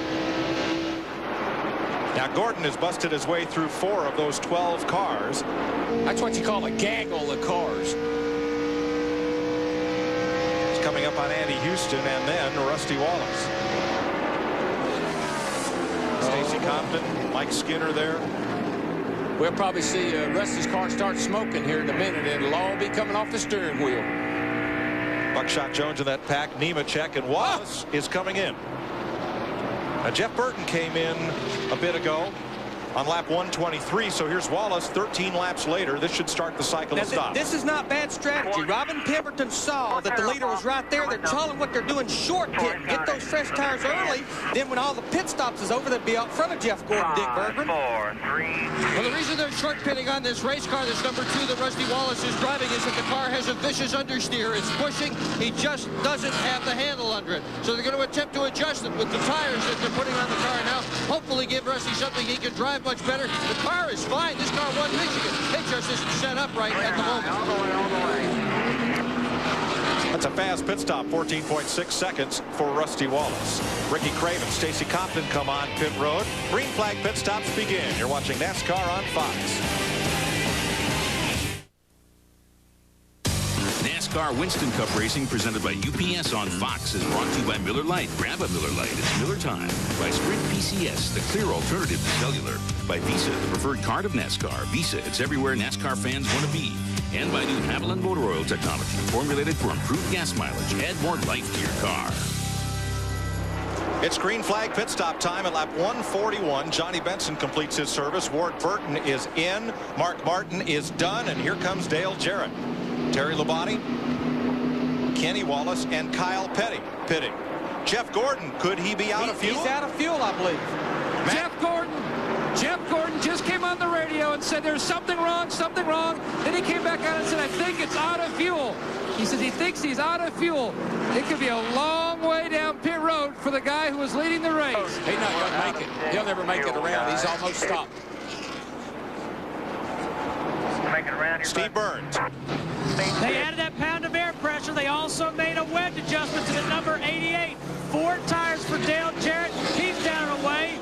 Good stop for Dale Jarrett. Right now is when I'd have my teammate coming down there and give me a little help. Come on, somebody give him a push. Look at how far he's got to coast. He's in turn 4.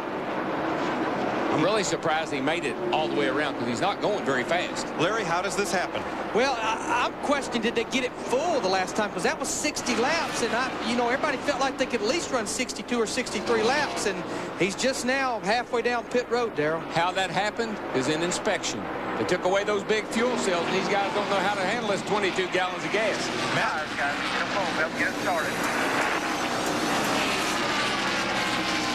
Cars. Number of teams had trouble in happy hour. Jeff Gordon's car does fire, trying to dial in the race cars. They did not do a lot of time, spending time on trying to get a good gauge on fuel mileage. So some teams did not get a good gauge coming in here. This 24 could be one. He's down and away today. Here's Earnhardt Jr. in his pit right now. They have got the new tire changer and carrier on the back end. And hey, you know what? It's working. They were the first ones to be done. Earnhardt stalls the car. Crew pushing it. He gets it going again. Earnhardt stalls. Hey, that was a nice stop for a pickup back tire changer. Let's go. Dave Blaney picks up the lead. First time he's led since Dover last September. Jimmy Spencer picked up the lead on Blaney's stops. So Spencer gives it up to come to pit road along with Tony Stewart, Todd Bodine, Bobby Hamilton. Here's Spencer's stop. Todd Bodine's crew. That tear-off came off the windshield of Bodine's car to improve his vision. 4 tires, he's away. Now, those tear-offs are the neatest things, particularly on a track like this, where as the day goes on, you'll be driving off in the first turn, looking right dead in the sun. Man, a clean windshield, you give a whole new perspective on everything. Jimmy Spencer becomes the 9th different leader of this race. And when you're not running very good, you need a whole new perspective sometimes. And what people don't realize, these are not glass windshields. They're a plastic or a Lexan, and they get sandblasted really bad. Dale Jarrett picks up the lead after cycling through pit stops. Dave Blaney in second, Sterling Marlin third. And Jeff Burton, who stopped about 20 laps to go, in danger of being lapped here. We'll be right back with more NASCAR on Fox, presented by UPS.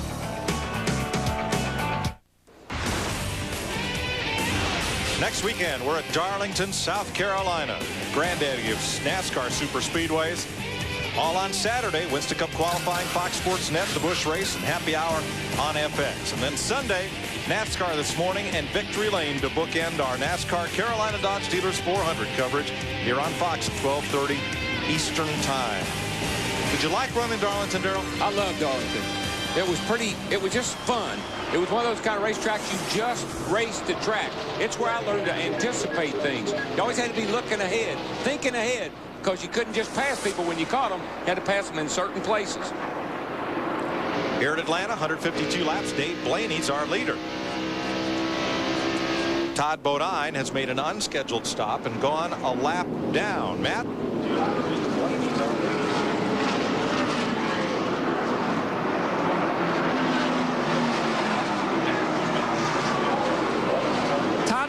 Came on the radio and complained about his car had a vibration. They brought him back in. They found something loose in the left side wheels. They changed the left side tires. Tough break for Bodine. There's so much pressure on these teams up under green to make those 14, 15-second stops, and it just really pushes the envelope, Larry. Yeah, this is Jeff Gordon right here, the 24 car. Now, he was leading the race. Right now, he's about 2 seconds behind the leader, 1 lap down, trying to get up there to Dave Blaney to get that lap back. Well, as good as his car was, I wouldn't count him out yet. Got a long way to go. That car's fast, and he'll get up on the wheel and get that lap back.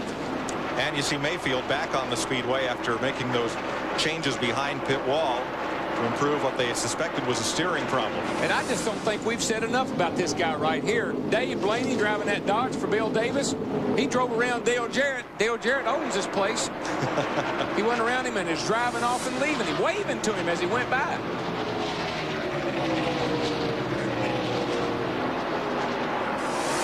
Blaney's had a great couple of weeks. He has. His car is awesome. 14 lead changes among 9 leaders, only 2 cautions, lap 2 and lap 83. Just 7 laps of caution. Average speed 160.5. We've had a real fast race, and you know, so far it's been real clean. A couple of spin outs early on, but it's going good right now. Todd Strickland being overlapped in the Ginny Dunleavy car. Strickland, the driver who had that hard hit in Las Vegas, credited the hands device, as you heard in our pre-race show, with minimizing his troubles after a hard hit on the turn 4 wall at Las Vegas. Yeah, we talked about Hutt hitting the wall. We wanted to talk to him at the racetrack there, but I'm telling you, that was a 180-mile-an-hour lick. Started that way, drug the speed out of the car as he got to the fence, but when you see that right front tire folded up into the car with the driver, that's a hard lick. But he is okay and here to race today. Blaney to Jarrett, 1.96 seconds.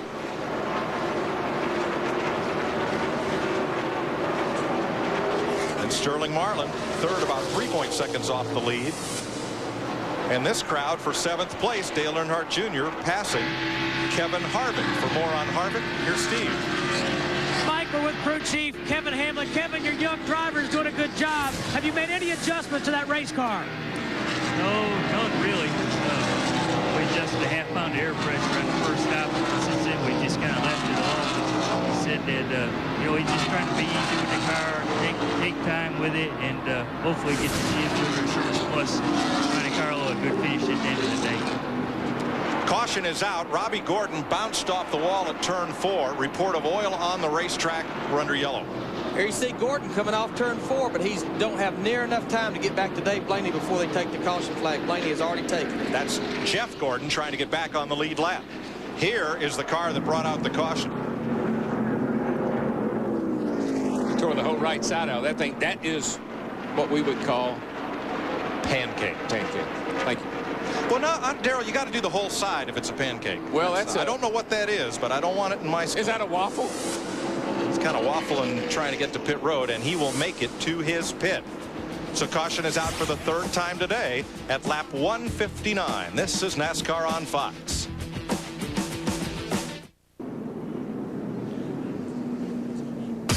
NASCAR Winston Cup Racing, presented by UPS on Fox, is brought to you by Coca-Cola.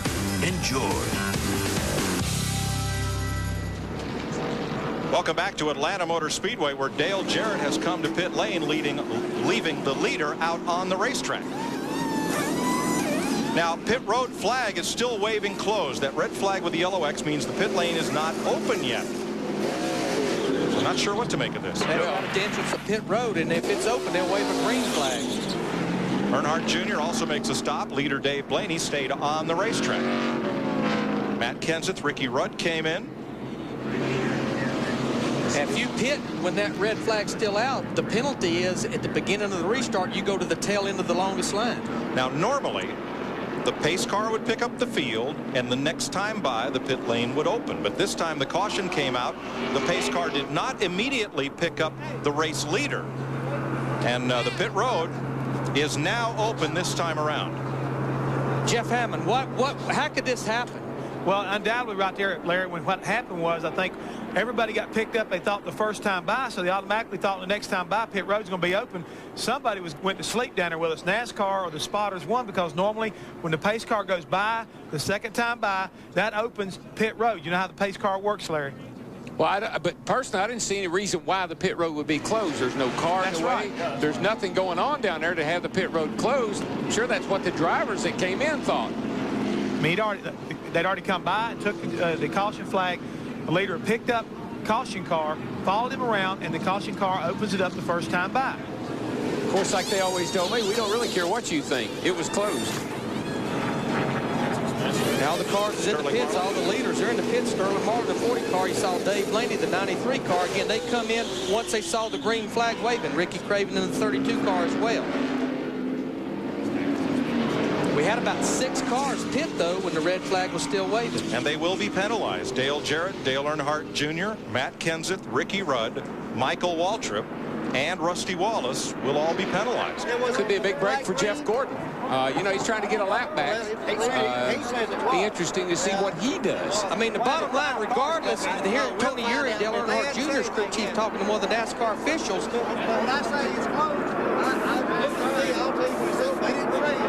Well, clearly, when those cars pitted, Darrell, the flag was still waving at the head end of pit road. That was the red flag with the yellow X that indicated pit road was closed, and NASCAR said they kept the pit road closed, trying to get things cleaned up from where that oil and debris was. Yeah, where Robbie Gordon come on the pit road, slinging the tire, dropping oil, and regardless of why the red flag was waving, it's not open. That's right. Why doesn't matter. Jump in here. Come on, stop the box, bud. Well, does this mean it's a new race for Jeff Gordon? Well, he probably get out of the pit first here. He'll be the first car up on the inside line because he's still a lap down. But with some of the faster cars having to go to the back like Jarrett, it's a great opportunity for him to get that lap back. Remember, Gordon ran out of gas under green. 20 cars outside, 20 cars outside. Just hold your lane. Races Tony Stewart down pit lane. He's going to beat him. No racing in the pits, boys. No racing in the pits now. Let's listen to Dale Earnhardt Jr.'s radio. Go. They're saying pit road was not open that time. Was the flag waving down there? We'll say yes. We come.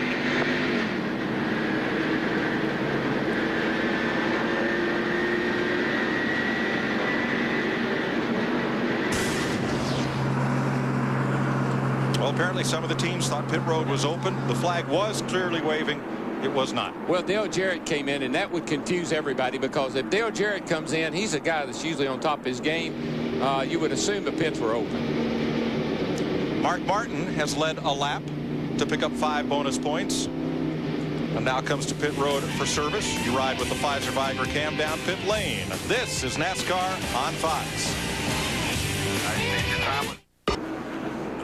Let's sort out these pit stops, beginning with Dick Berggren. Slow pit stop for Sterling Marlin, 24-13. Kinnan, the back tire changer, slipped in, he fell, and that's what did him in. Let's go to Steve. A lot of confusion here in the 88 pits as well. Todd Parrott just asked the spotter, Bob Jeffrey, on the roof, could you see pit road was closed? He said no. Dale Jarrett didn't know it was closed. Let's check in with Matt Yoakum.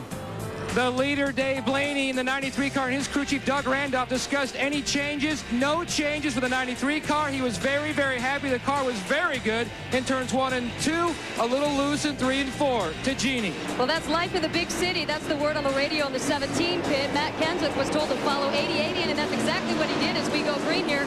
Kenseth said he didn't see the flag waving, so he's not sure what was going on. He just followed the 88 car. He did get an opportunity to tighten up his car. Half-pound out of the right rear and air pressure adjustment for all new Ford tires.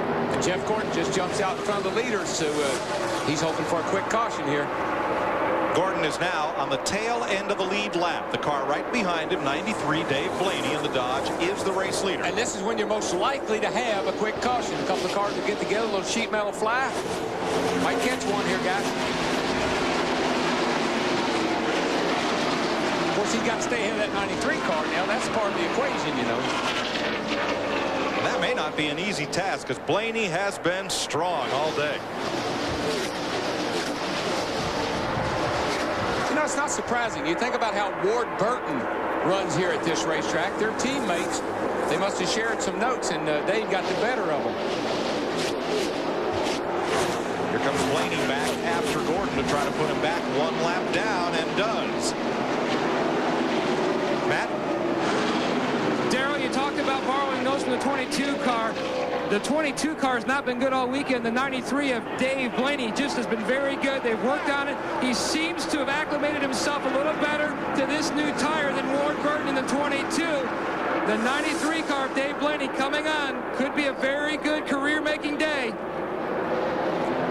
Hey, surprise. The second place car, Ricky Craven. Well, he's actually running third now because Jerry Nadeau just went by him in the 25 car, but after all the confusion, good run, paying attention to when pit road was open, he's worked his way into third place position, starting all the way at the rear. Tony Stewart in the 20 car. Now he's another car that's a lap down. There you see Sterling Marlin on the 40 car. He's moving underneath 32 of Craven.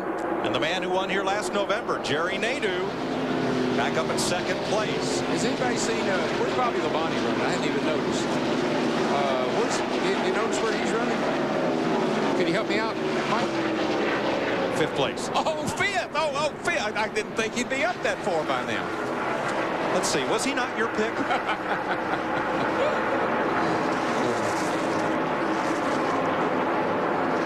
There is Bobby Labonte, the Winston Cup champion. For those of you with surround sound, let's put 800 horsepower in your ear. Crank it up.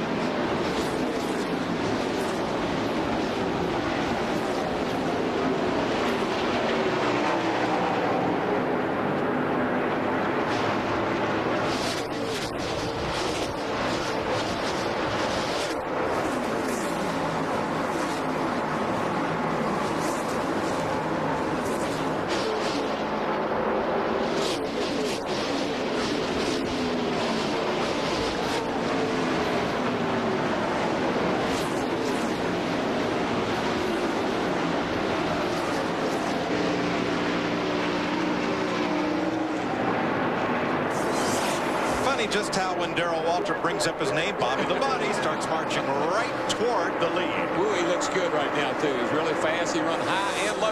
Listen, he's used to running this racetrack on the bottom, and I think he's just having to find him a new driving style for today's race. Boy, close company. Benson and Harvick almost slapped together coming out of four. Look at Benson. Got real loose right down on the bottom, getting into turn one. He's still running around the bottom, though, coming right here underneath Harvick in the 29 car. This is a battle for sixth. He takes the position off turn two. You just got to turn those wheels a little bit harder to the left when you run around the bottom, and that'll cause them to snap loose every now and then. Dave Blaney had 1.55 seconds last time by on Jerry Nadeau. Increases that by a 10th this time around.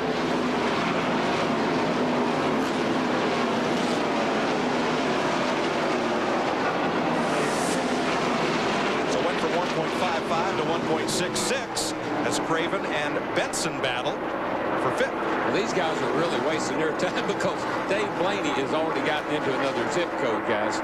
He just drove off and left these guys. Benson got those fresh tires on, though. He's right around the bottom. He's going to take over fifth position. Well, Nadeau brought a little bit of it back. Gained about 5/100ths on that last lap. I don't care what kind of racetrack you're on, if you're on Martinsville or you're on Atlanta or Daytona or Talladega, that running side by side kills your lap speed.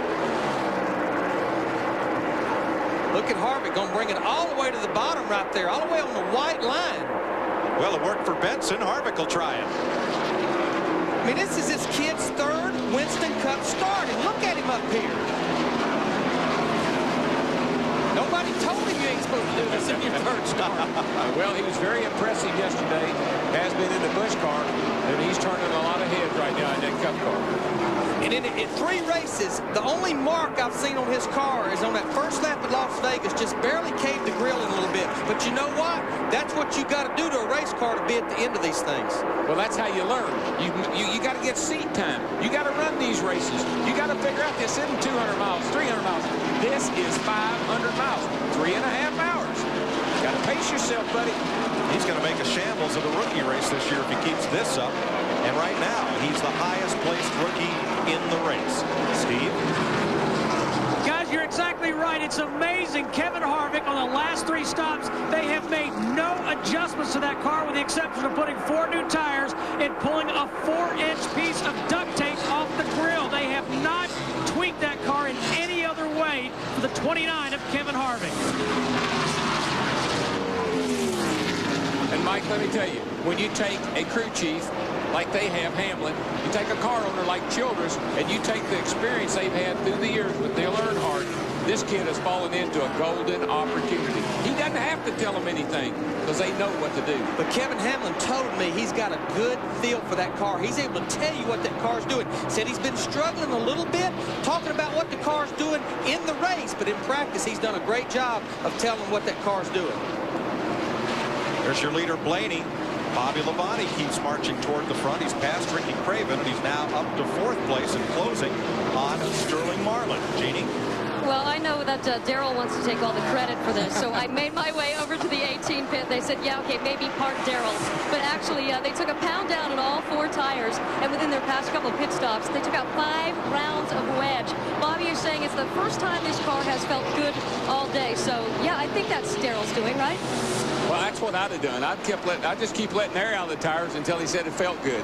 Larry, is 1 pound on all 4 tires, is that a big change? That's a pretty big change. But what that's doing, that's like softening the springs on that race car. It's getting it down in this slick racetrack right now. But I'm going to tell you what, 5 rounds of bite out of that thing, that's really freeing that car up. That's a lot of wedge out of that car, Darrell. That's probably a percent and a half of wedge.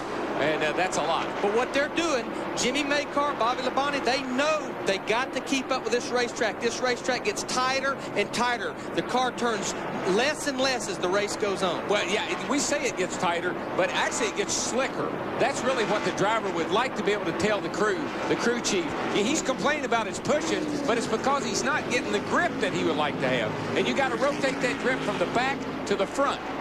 Bobby Labonte, 5 seconds off the lead, 5.9 seconds off the lead. Dave Blaney's Dodge for Bill Davis Racing up front at 182 laps, and the 99 of Jeff Burton being lapped. Engine on Burton sounding a little off, and another bad day for a fellow we expected to contend here. 182 down, 143 to go. Here at Atlanta Motor Speedway, NASCAR's fastest unrestricted track. You're watching Winston Cup Racing on Fox, presented by UPS. NASCAR Winston Cup Racing, presented by UPS on Fox, is brought to you by UPS, the official delivery company of NASCAR. We want to race the truck. People love the truck. Riding along there with Dale Jarrett. Welcome back to the Cracker Barrel Old Country Stores 500 here at Hampton, Georgia. This is where your Koch family of drivers are running. Bobby Labonte racing that group in 4th place. Well, Jarrett slid back a little bit. Of course, he came from the rear. I guess that's one thing we had to remember. Steve Park out of the race with engine trouble, and Michael Waltrip's had a couple of stops on pit road. Jeff Burton's troubles continue out there running around about on 7 cylinders. Season just keeps going backwards. Dale Jarrett going after Dale Earnhardt Jr. This is for 9th place. That's a real parallel there, isn't it? Dale Jr., 26 years old. Got his 42-odd-year-old buddy after him there. Current miles per hour up there on our ticker. And for more on Earnhardt Jr.'s day, here's Dick. Junior's been calling it with his pit, Mike, and he's talking about a vibration in this car. We have heard an awful lot about vibrations in the last couple or 3 races. And some of the crews are thinking that possibly what's happening is that this new tire has got a little debris that builds up on the wheel itself, so it'll make the tire feel as if it's got a vibration. Not something that's really bad, like a loose wheel or an equalized tire. Nobody really knows what it's all about, but we did hear about it last week in Las Vegas. We also heard about it in Rockingham, and now Earnhardt Jr. is suffering with it here in Atlanta. Well, some of the teams had experimented with coating the inside of those wheels with Teflon to prevent tire buildup. Yeah, that's what I'd be telling my driver. Just, you know, at the speeds these wheels and tires are turning, just a little something, rubber, whatever, I mean, it can really throw this thing out of balance. And we're running 190 miles an hour, so, I mean, it's just... What are we going to run at Darlington, Darrell? Oh, boy. You know, that track was built to run 140 miles an hour on, and we'll qualify at 170, probably 172. And I know down there in qualifying on Friday, down through turn 1 and 2, they'll be out of the gas about a millisecond. Some guys go try to run 1 and 2 coming to get the green and get down into turn 1. They'll run it wide open. Now, Darlington was built in 1949. And when that track was built, didn't they intend to run on the flat and the banking was the safety apron? And now, look, they run right up near the wall. Well, let me just put it in perspective. We talk about time. They'll run in the 28-second bracket. I lapped the field there in 1989 running 32 seconds. I won the race there in 1981 running 36 seconds. So that's how much the speeds have come down over the last 10 years. They call the track too tough to tame at Darlington, South Carolina. That's where we will be next weekend with qualifying and NASCAR Busch Racing Saturday and Winston Cup Racing Sunday. And the walls are old, but they're still hard. Dave Blaney, ex-sprint car racer, out front. Blaney has now led 46 laps of this race. And here's last November's winner, Jerry Nadeau, second place. About 2 seconds behind Dave Blaney.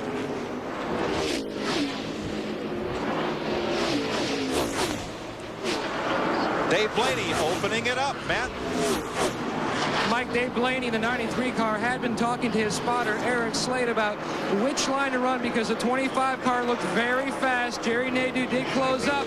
So Dave Blaney started searching around the racetrack. He found a little better line and now has slowly started inching away. His car is very, very good on long runs. They just need a long run to show it. Mike, you know how many laps Blaney had led in his career, Winston Cup career, before today? Not many, 10 or so? 4. Wow. So he's having, as was mentioned earlier, a career day. Had a great run last week in Las Vegas. My vote for most improved team of the young season is this one right here. Yes, sir. Cruz watching it on the Jumbotron. Back of pit road as Dave Blaney tries to dominate here in Atlanta. You're watching NASCAR on Fox. Welcome back to the Atlanta Motor Speedway, the Atlanta 500. And don't forget Totally NASCAR with Steve Burns. It's totally entertaining. Weeknights at 6 Eastern on Fox Sports Net. With Jeff Hammond, Chris Myers. We're trackside in our mobile studio unit. Let's recap the race so far. Jeff Gordon, Kevin Harvick going at it early. This is on lap 19. Kevin gets loose and slides up. Gordon gets by. And then Sterling Marlin, after Gordon had led for a while, Jeff, he had led for at least a lap, but eventually Gordon gets back in front of him. Yeah, it's like Sterling's tires were good for a while, then all of a sudden here comes Jeff Gordon's car, got working good. Here we see Steve Park. He loses the engine. Standing there talking to crew chief Paul Andrews. He was out, and then on lap 143, can you believe it? He runs out of gas. Jeff Gordon, the leader, ran out again. Look at his pit crew. They're totally stunned. Gordon fell to 24th, but got back in it when at least 5 cars went into the pits when they were not supposed to. As you saw, the pit flag, Dale Jarrett, one of those, and fell from the lead. So Dave Blaney, who was in the lead pack last November here in Atlanta when he was tapped from behind and wound up 18th, is your leader. He's been the leader since lap 149. His best finish so far, 8th and 9th on the Winston Cup circuit. Blaney's getting ready right now to put Rusty Wallace a lap down as he works him as they go off in the corner. We've had 16 lead changes, 10 different leads. Again, Blaney on the lead. What should we look for here over these last 123 laps, Jeff? That the Blaney bunch do not beat themselves. Right now, they got that car on a rail. He really looks awesome. And the biggest thing is he just got to be patient, work with his spotter, let everything kind of come to him because everybody's got to catch him. But the guy right now that's trying to make up ground is the 24 car. He's coming trying to get his lap back. All right, Jerry Nadeau, who won last November, right behind Blaney, following Sterling Marlin, who, of course, is the current points leader on the Winston Cup circuit. Let's go to Steve Burns. Chris Myers, there's a young man named Rick Colson who works on the 88 of Dale Jarrett. You can see he's practicing raising the track bar. That's an adjustment tool. He'll put it in a hole in the bottom right part of the windshield, rear windshield. He's also the catch can man. He catches overflow gas. He'll make this adjustment. At the same time, back home in Charlotte, North Carolina, he's a firefighter. Now here's Dale Jarrett, one of the 6 cars that was penalized for pitting too soon during the caution flag a lap before pit road was open. We got trouble. Todd Bodine spinning off turn 4. Slides through the grass and he saves it, loops it again, but he's going to stay off the racetrack with it. Caution's out. Lap 205, Todd Bodine with a spin down through the infield grass. Quickly, the cars that were penalized on that last caution flag. Jarrett's now back up to 9th. Dale Earnhardt Jr. 10th. Ricky Rudd 11th. Matt Kenseth 12th. And Rusty Wallace back in 16th. Just on his own. Nobody in front of him or behind him. Back in the throttle off turn 4. Just loops around with him there. I was just going to follow up on what Jeff said about beating yourself. One of the things that we saw yesterday in the Busch race, late in the race, guys started scrubbing the wall. This groove is, folks, it is inches off the wall, so you're going to have to stay away from that wall and not hit it. Darrell, that penalty really bit Rusty Wallace. He was in 16th place. He had to restart at the tail end of the field, and he went a lap down to Dave Blaney just before this caution flag. We get you all down here in 1 and 2. So we're at 206 laps complete here at Atlanta. This is NASCAR on Fox.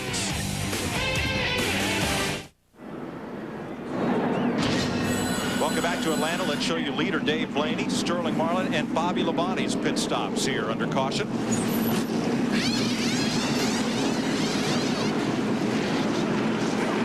Pretty much everybody changing 4 tires, making those adjustments here with about 125 laps to go. Cleaning that windshield real good for Bobby Labonte. Had a small problem on the front there on the 18. He's away. Blaney had a great stop. Kevin Harvick scoots out there. He had a super stop in the 29 car. Boy, he and the 40 car almost got together. Dick? Well, the big pressure in the number 40 pit, Sterling Marlin's pit, was right on this man, Jerry Schweitz. He's the gas man. The reason why the pressure was on him, they think they could do it on just one more stop. His goal, get all the fuel in the car he possibly can. To Steve Burns.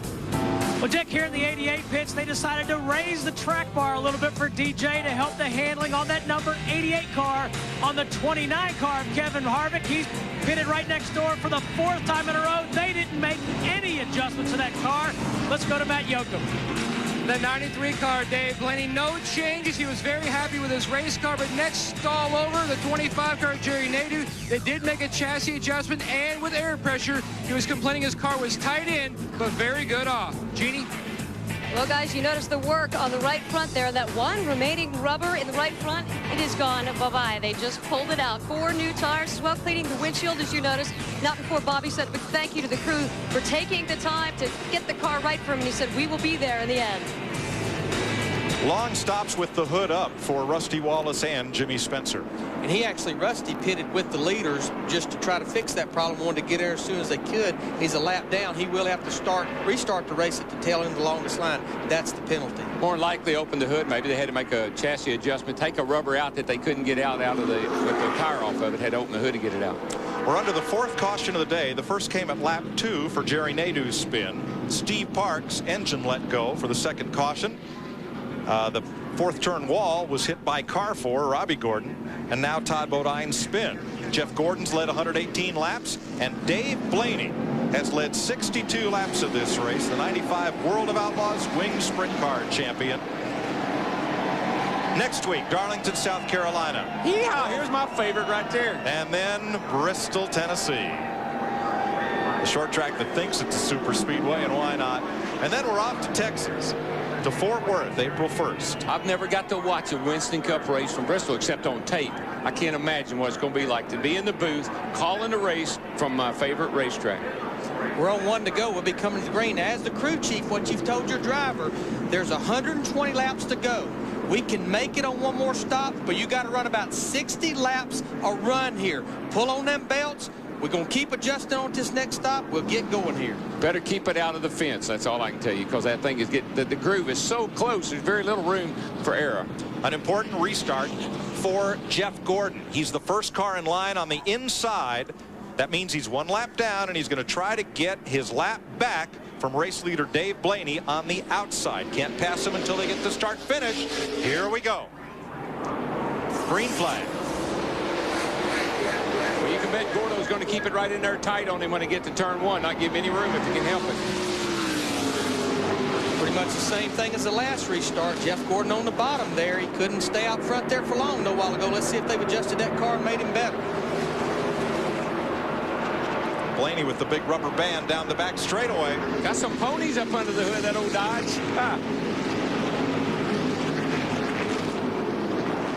Runs that high line, gets that run off turn 4. One thing I noticed about Blaney back there earlier in the run, he can go high or low. I saw him dive under a couple of guys down low in 3 and 4 and went right by him. That's one car you don't want to let back on the lead lap, Jeff Gordon. He will come back to haunt you. Yes. Boy, Blaney he got way out next to the wall off of 2 that time. Running side by side like that makes it really difficult. How about Jeff Gordon's teammate, Jerry Nadeau, the 25 car? He's going to go up there. He's going to try to take the lead as well. Gordon squeaks his way past as Nadeau positions to take a bit of the air off of Blaney's spoiler. Kevin Harvick in the white 29 car, he's moving in position too as well. This is going to get good, guys. Oh, this could get ugly. You know? Oh, this is getting good. This could get ugly. A great pit stop for Harvick put him 3rd. Now Nadeau. He can't decide which line he wants to take. Falls in behind his teammate going into turn 3. Blaney just needs to really bide his time here. He's got a better car than the other 2 guys, and their teammates got to take that into consideration. And did Nadeau lining up with Gordon in the back straightaway, did that help Gordon get a better push off into turn 3, Darrell? That's exactly what his spotter was saying. You've got to push. In other words, you got somebody behind you to help you get out front. Now Blaney is still the leader. Gordon is now on the tail end of the lead lap. This is where spirits. You need to really, really mind your manners here. Use your spirits and don't get in trouble here, guys. You know what makes me feel good about being up here in the TV booth, DW? Look at Dave Blaney, Jerry Nadeau, Kevin Harvick. This is the future of Winston Cup racing. We're just starting to see these guys. That's right. And of course, Gordon's there to lead them on. Blaney's won more than 200 sprint car races in his career. 5 times he's finished 1st or 2nd in the World of Outlaws. One thing he just doesn't want to do right at this point is get frustrated. Just bide your time, buddy. You got a better car than those other guys. You're going to pull ahead of them. Just don't overdo it. That'll boy. Nice and smooth off 4. You're going to pull away from them. Once they get single file, he's long gone. I know this is trivial, but the number 93 has never gone to victory lane in a Winston Cup race. The best finish for that car number was back in 1951, 3rd place. Wow. Of course, there's a reason he has that number on the car. Has something to do with the sponsor, I think. Right, but, 93 octane. And Dave Blaney here dominating this race in a Dodge. It just makes me think that 2 years ago here in Atlanta, Georgia, the Dodge people come south to look at the Atlanta racetrack, look at racing, to make their decision whether they want to go racing or not. Man, got a race going on right here. Look at this.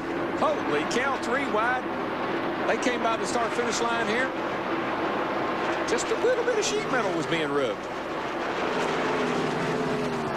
How about my old team there, Mike Skinner, in that 31 car? He was about to go a lap down. Actually did go a lap down earlier. He's done worked himself back to 11th. Looks like the adjustments they've made on that car has put him in the right direction. And he's back in the high line again. Matt, what's wrong with 93? Hey, Dave Blaney just came on the radio that something may be wrong with the right rear tire. He's not sure. Left side tires, they believe, maybe left side tires. You might want to keep an eye on the left rear because they were still working the lugs when he started leaving. Tommy Huber zipped the gun in there. They thought they got him, but maybe they have one loose. Does have a vibration. And a lot of drivers in yesterday's Busch race, Darrell, think they had a vibration. Come in and get a couple tires, find out they didn't. Yeah, there's something odd going on. Mark Martin came in earlier with a tire problem. There's something about this new tire situation, the new tires that they got, that the guys seem to be having a vibration with. For more, here's Dick. Well, talking about vibrations, Mike, this is what we're seeing on the tires and wheels that are coming off the cars. This is a coated wheel, but look at this. There's tire buildup on the inside. This is all we've got for wheel weight on the inside of the car, and you can pretty well believe that that weight on the other side from old tires could offset the wheel weight. The 93's on pit road.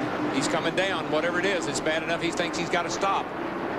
Well, at 190 miles an hour, you don't dare gamble. No. He's got a fast car. He'll get back in this race. Matt?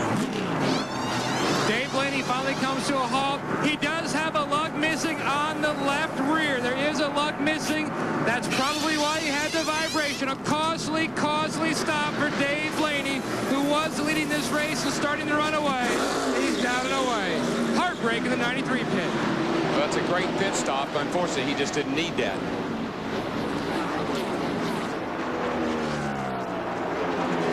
You can't fault Dave Blaney for anything that he's done today. He has driven an absolutely perfect race, and he was in a position to win this thing. I'm not going to count him out yet, but he just dug himself a pretty deep hole. So Jerry Nadeau picks up the lead. Kevin Harvick and Sterling Marlin right there, nose to tail, second and third.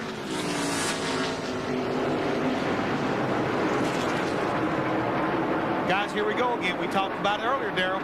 Don't beat yourself. Under caution, what do? They get in a little bit of a hurry, and it costs them big. Now they got to go back and scrap and claw here with less than 100 laps to go to try to get back to where they should be already in the lead. Yeah, it's a little late in the day to get yourself in trouble like this. Hard to make up a lap when you get down near the end. Right. Dave Blaney did lose a lap, making that green flag pit stop.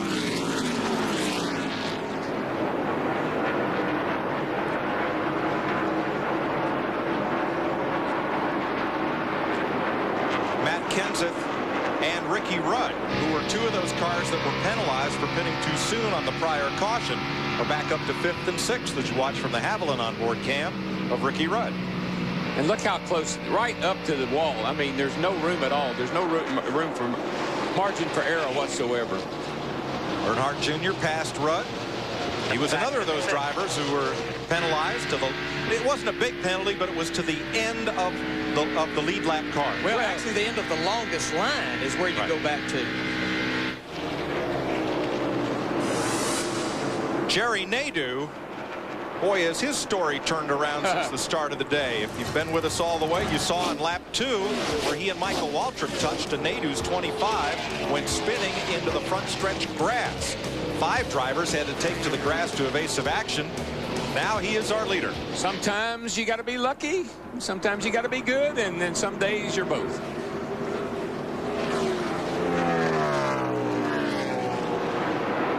Bobby Labonte moving up past Ricky Rudd. That will put Labonte in 7th place. Yeah.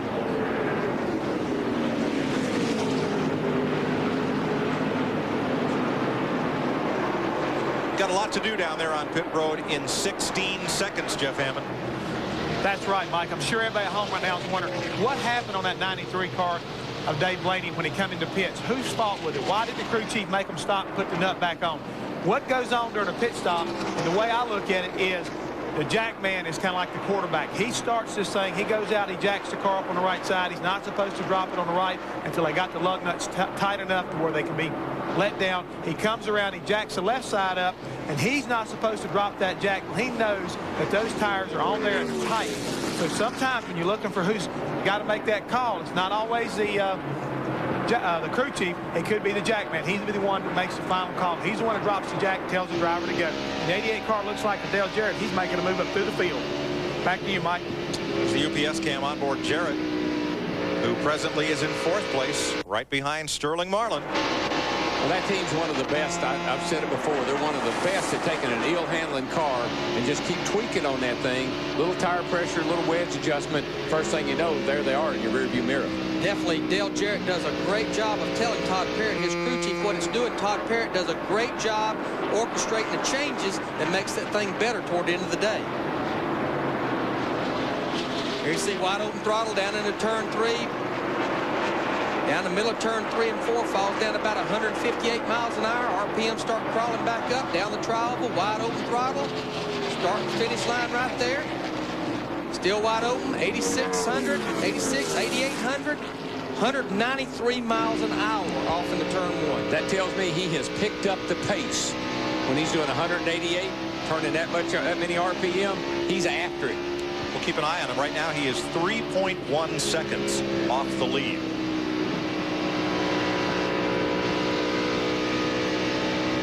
Behind Jarrett is Matt Kenseth. Behind Kenseth, Dale Earnhardt Jr. This race is for 5th place. And Jr. had to fight his way back from that, longest line restart, too. So he's done a great job of getting himself back in the race. Harvick's up there in 2nd. And we got a car slow down here in turn 4. Kyle Petty. Remember, this is the first race that he has been in since Daytona. Missed the last 2 races at Rockingham and Las Vegas. And that's how you get behind. That's how you get behind on everything. Car development, engine development. When you don't run the races, you can't make your car better. Kyle Petty has gone to the garage as we watch Matt Kenseth and Dale Earnhardt battle. For more on Matt Kenseth, Jeannie. Well, guys, Jeff was just talking about life in the pits. Phil Dry, the front tire changer, actually has a broken finger. It happened 2 pit stops ago while he was changing a tire. They've taped it up, and actually Matt's last pit stop was their best of the day, so he's staying out there. Thanks, Jeannie. We saw Sterling Marlin get past Kevin Harvick. That's second place. It's fixed to get passed again by Dale Jarrett on 88, right up against him at the start-finish line, going out into turn 1, has the momentum, takes the position away. And that car bobbling, the 29 car bobbling that way, it's just all the air coming off the front of Dale Jarrett's car. It literally blows him over when he gets up the side of it.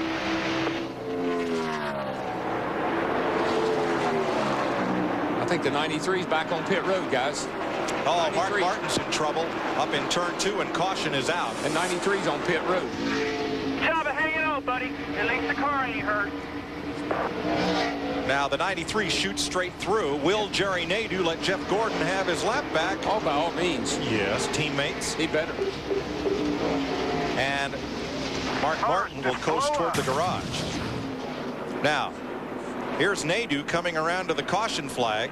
Well, he's way ahead of Gordon right here, so he's got to about lock it down to give Gordon.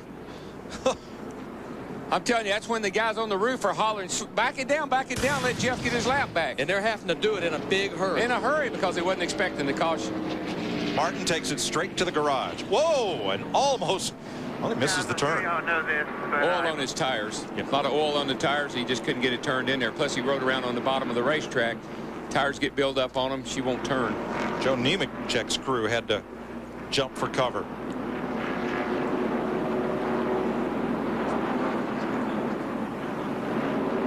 Close call. Here's what happened down in turn 1.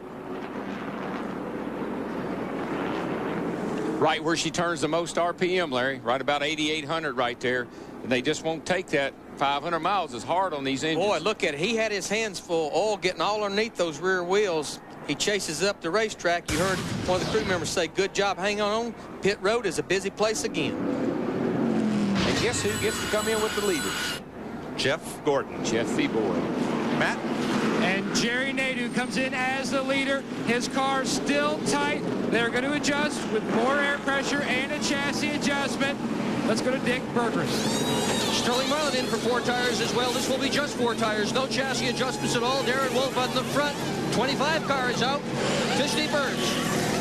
Dick, this time they make no adjustments to the 88 of Dale Jarrett. The 40 is out. Kevin Harvick right behind. And surprise, surprise, again, no adjustments to that number 29. He's just going to drive the wheels off of it. That was a pretty close call on pit road with the 40 and the 25 car. Again. Yeah, again.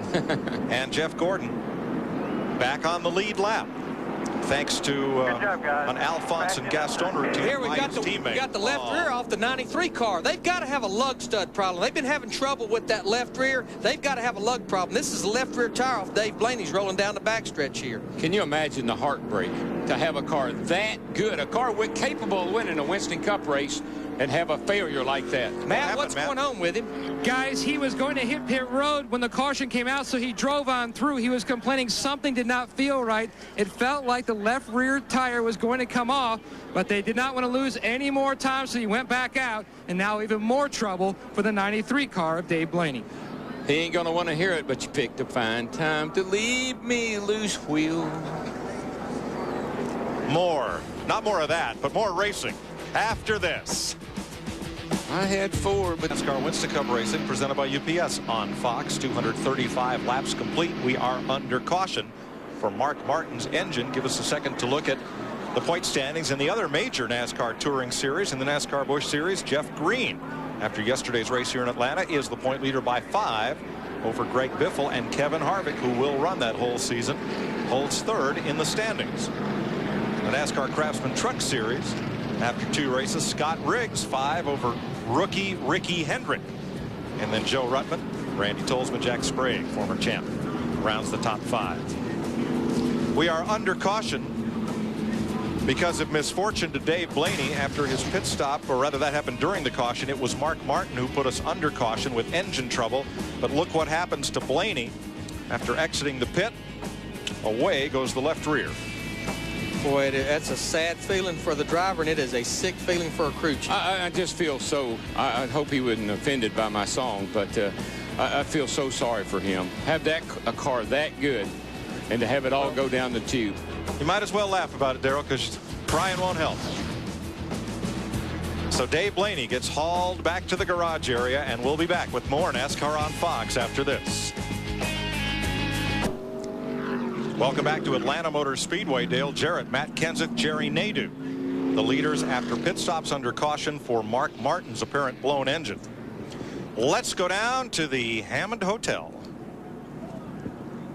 What a great race today. Have you had a good time today, Amy? It's been a great race. Wonderful time. I'm telling you. Excellent. It's been wonderful. This is the way to see a race, too, in a hot tub, Jeff. The Hollywood Hotel, you really know how to take care of me at the races. I mean, Well, hey, I told you I'd take care of it. Look, I'm listening right now. I'm telling you. What's going on? We're about to probably close this thing out. It's getting pretty close to the end of the day here, so we better probably get back inside and get ready. We're going to have to wrap things up. You know, you got your notes ready? I got my, the guys in the booth are always so tense when they call a race. They should sit back and relax and enjoy. They just don't understand how to live. I try to tell the guys up there, I try to tell Darrell and Larry, they had to get in the groove. I didn't notice they added that extra suite onto the Hollywood Hammond Hotel. You know what that is? That's a couple of slow leaks right there. We're going to go green. There's a line there, but I'm going to leave it on the table. Thank goodness we're going green. Just under 100 laps to go. Dale Jarrett, Matt Kenseth. Meanwhile, back at the ranch, Jerry Nadeau, Sterling Marlin, and Bobby Labonte are the top 5 as we go back to green. And look who's leading the race. He started out there, and he's back up there again. Overcame that pit road penalty and marched it right back up front. And guess what? This is when you find out how good everybody is. This is when you let it all hang out right here. Let the rough side drag, boys. Gas it and go.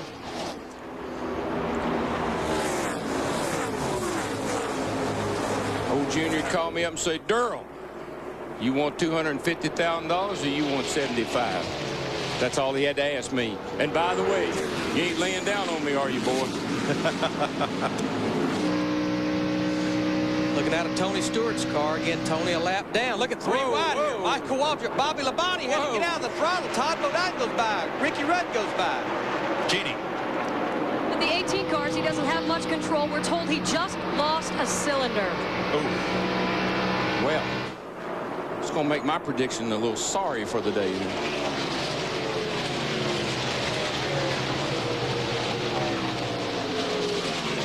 Bad news for Bobby Labonte. Now, that engine's still running, but running on 7 But you know, cylinders. this is kind of reminiscent of last week when they had a problem with that thing, and at the end of the day, it was barely running. Wasn't last week a fuel pickup problem? Well, that's fuel what pressure? they called it in the beginning, but I think it was something else. Man, we're going to have a pass for the lead here. Come on, here comes Nadeau. Nadeau's all over the back of Jarrett. Now he's all over the side of him. And now we got the 19th lead change of the day if he can hold on to it for a lap. Now he's in his rearview mirror. Wow. Boy, he powered that thing down in there. He has got a stronger car here, I believe, as he did back in November. When he won this race last fall. Tell you another guy that's not looking too bad is Kenseth. He's right there, closing up on the back of Dale Jarrett as well. And don't forget, old Jeffy's back there coming up through there too. Jeff Gordon is up to 12th. Where is he? Where is he? Where is he? There he goes. Now you can believe one thing. He has got that thing to the mat. Battling Terry Labonte and Ken Schrader. Those are lead lap cars, and we see a little smoke from the back of Bobby Labonte's Pontiac. Oh yeah, and where there's smoke, there's always a little fire.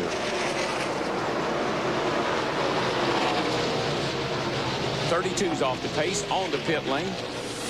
Trouble for Ricky Craven. He's had a great day. And that was a lead lap car.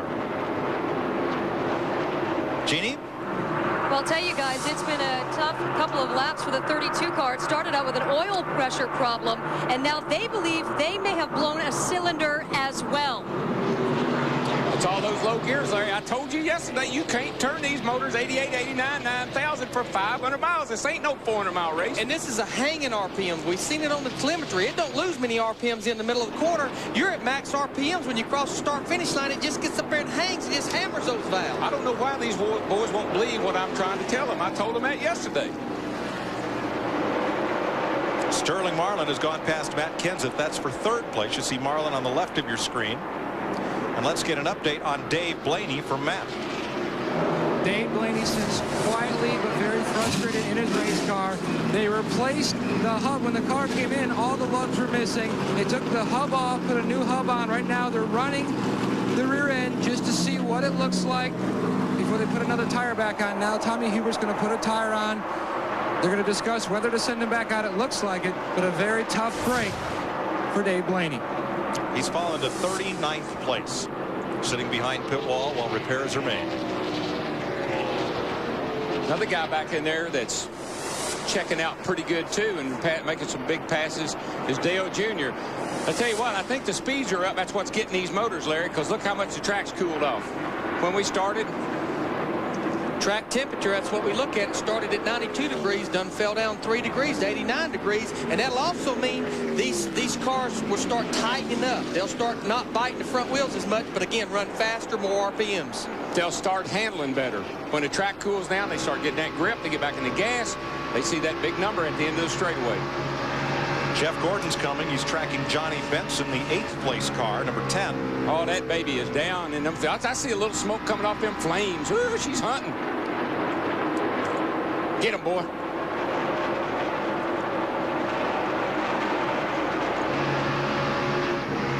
They'll work past Michael Waltrip, who is laps down. It's the Napa onboard camera from Waltrip.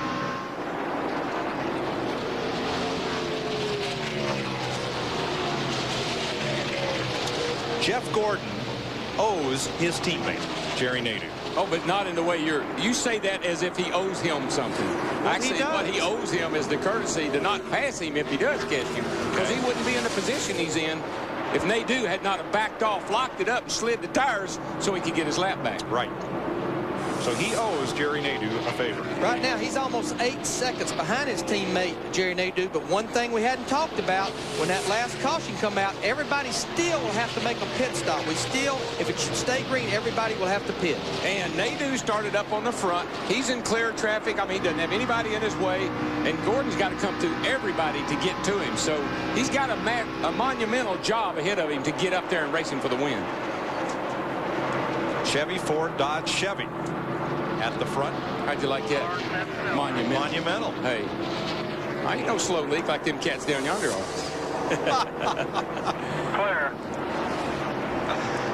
All right, let's cycle back here and look at the intervals behind Jerry Nadeau.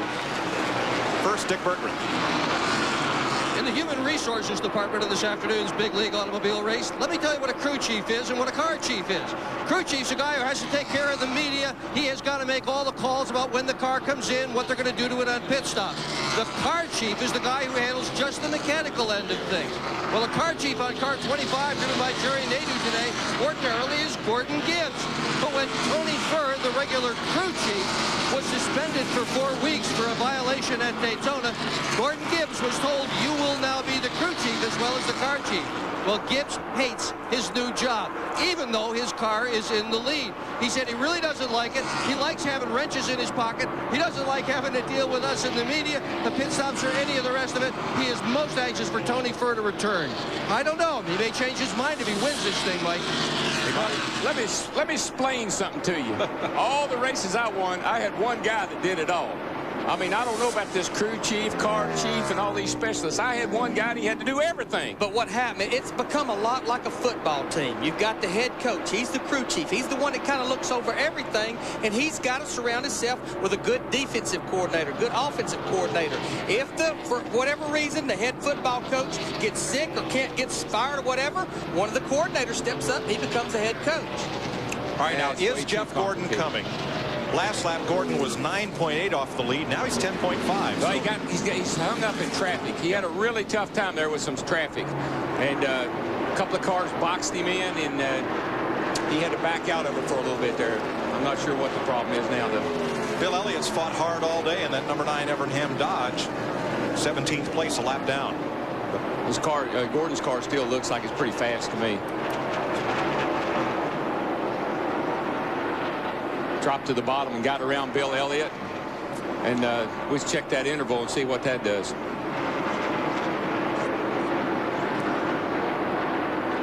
Now both Nadeau, the leader, and Gordon are clear of race traffic. Gordon, the 9th place car. But Nadeau is coming to the line right now. Here he comes. And Gordon is going into turn 3. That's how far behind he is. And that looks like this many seconds. Here comes Gordon to the line. And the interval's unchanged. Dale Jarrett actually having the fastest lap right there. So from the start-finish line, the leader to going into turn 3 is 11 seconds. And I don't even believe Jeff Gordon can make that up. Ron Hornaday making a pit stop in the A.J. Foyt Pontiac. There's our Conseco onboard camera with Hornaday. And man, stopping up under green is agonizing. 45 miles an hour, and he's all the way down at the end of pit lane. It takes forever.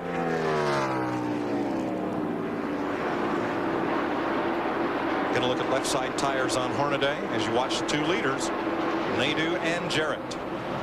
Dale Jarrett searching around a little bit. He'll run right up against the top of the racetrack. Then he'll move to the kind of the middle of the racetrack where Jerry Nadeau's running right there, just searching around. Todd Parrott giving him lap times. There you see moves to the top side of the racetrack in 1 and 2, trying to see where he might be a little stronger, where Nadeau might be a little stronger. There's your 1st and 2nd place car, and really not all that far behind them comes the 3rd place car of Sterling Marlin, and then not too far back from that guy is O'Dale Jr. He's been putting them down, picking them up pretty good, too. 8th place, Jeff Gordon going past Johnny Benson.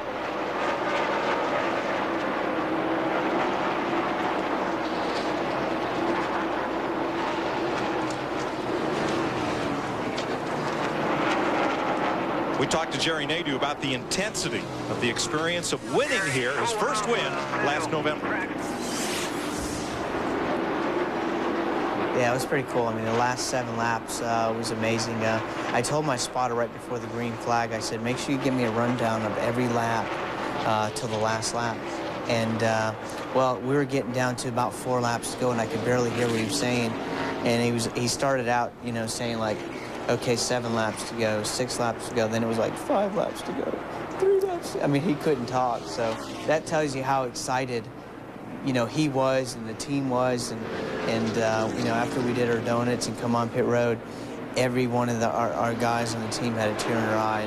And it tells you how competitive NASCAR racing is and how hard these guys work.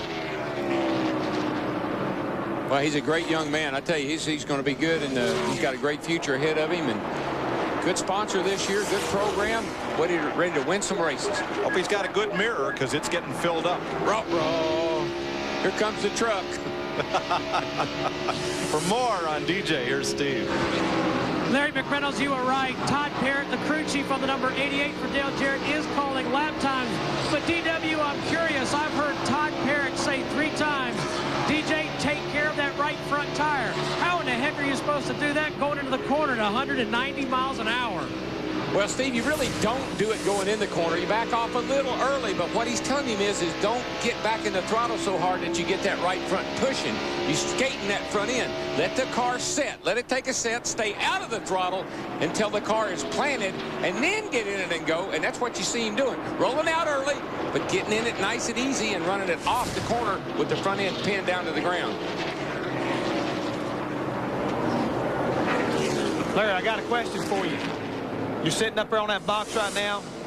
What do? Do we take it to the full length of the fuel stop and come in and get 4 tires, or we're going to split the stop today? No, I'm not going to split it, but they could go to about lap 295 to 300, but I am going to short pit just a little bit. We're just about getting ready to have a lead change here. About maybe lap 285, no question we're going to get 4 tires. Here comes DJ, 88 to the bottom side. Here at the start-finish line, wanting that lead back. Now, let me tell you 2 guys something. Like I told you last week, he just got the lead there. You come down pit road at 45 miles an hour, I'm going to lose a lap. And I don't want to be a lap down when that caution comes out. So y'all going to have to sit on that hot stove down there and sweat a little bit. But, Darrell, you got to trust me on this. And I want those fresh tires a few laps earlier than my other competitors. Trust me. All right, I'm listening. Remember one other thing. I've already got it now on tape. I heard you a minute ago. One guy does one thing. Let that crew chief right there sit on that stove for you, buddy. He'll take care of it. Ron Hornaday just came back down pit road for another stop. Well, my car's so good, I just wanted to call in and quiz you a little bit. I want to be sure you know that you're making the right call. And I bet you one car that will come to pit road early will be the 24 car. He knows because he had that fuel problem earlier. Gordon Gibbs there, the 25 car's crew chief, acting crew chief for Jerry Nadeau. Well, it's becoming overcast, and the track, I'm sure, is going through a huge change right now. That can make a big difference. It seems to have made a huge difference in Dale Jarrett's car, for sure. By the way, Ron Hornaday's car pushed to the garage, where it will join Mark Martin, Kyle Petty, and Steve Park. What's wrong with Hornaday, Dick? He's pretty well lost the clutch on that number 14 car, Mike. He made a couple of pit stops, a lot of smoke on the last one. Back into the garage with it. He's in trouble. Kevin Harvick at 6th place. He lacks about 3 seconds to Matt Kenseth, battling Ricky Rudd. Now, that is for position. That's the 6th place battle. And I look at Ricky Rudd there, looking out the front windshield right here. Started 23rd. We've talked about the tire here at Atlanta. Ricky Rudd and this race team is the one that come here in January and helped Goodyear confirm this is the tire they wanted to run here. Sometimes it helps a team to help Goodyear do the tire test that gets you long runs on the race tire. Yeah, I don't say it helps the team. It absolutely is a big advantage, and that's why they have to rotate around a lot of different teams and let a lot of different teams do the tire test. We used to do them at juniors, and I always had an advantage when I went to a racetrack when they had a new tire. Now, this tire will be used at a lot of the intermediate-sized tracks this year. In fact, more tracks will use this tire than any other particular tire construction that Goodyear's come up with this year. Dale Jarrett really having to work a lot of traffic right here going underneath Jimmy Spencer. Jerry Nadeau's liking what he's seeing. There's the 18 car. Remember, he's on 7 cylinders. Dale Jarrett has to go to the low side to get by him on the front stretch. Boy, that takes a lot of confidence in the other guy when you can cut down in between a couple of guys like that. That was Kenny Wallace and Bobby Labonte, and he knew he could do that, and they'd give him room. You know, it's going to be the 2nd week in a row that Bobby Labonte does not finish on the lead lap, combined with being in the big wreck at Daytona. Tough start for the defending Winston Cup champion. Matt?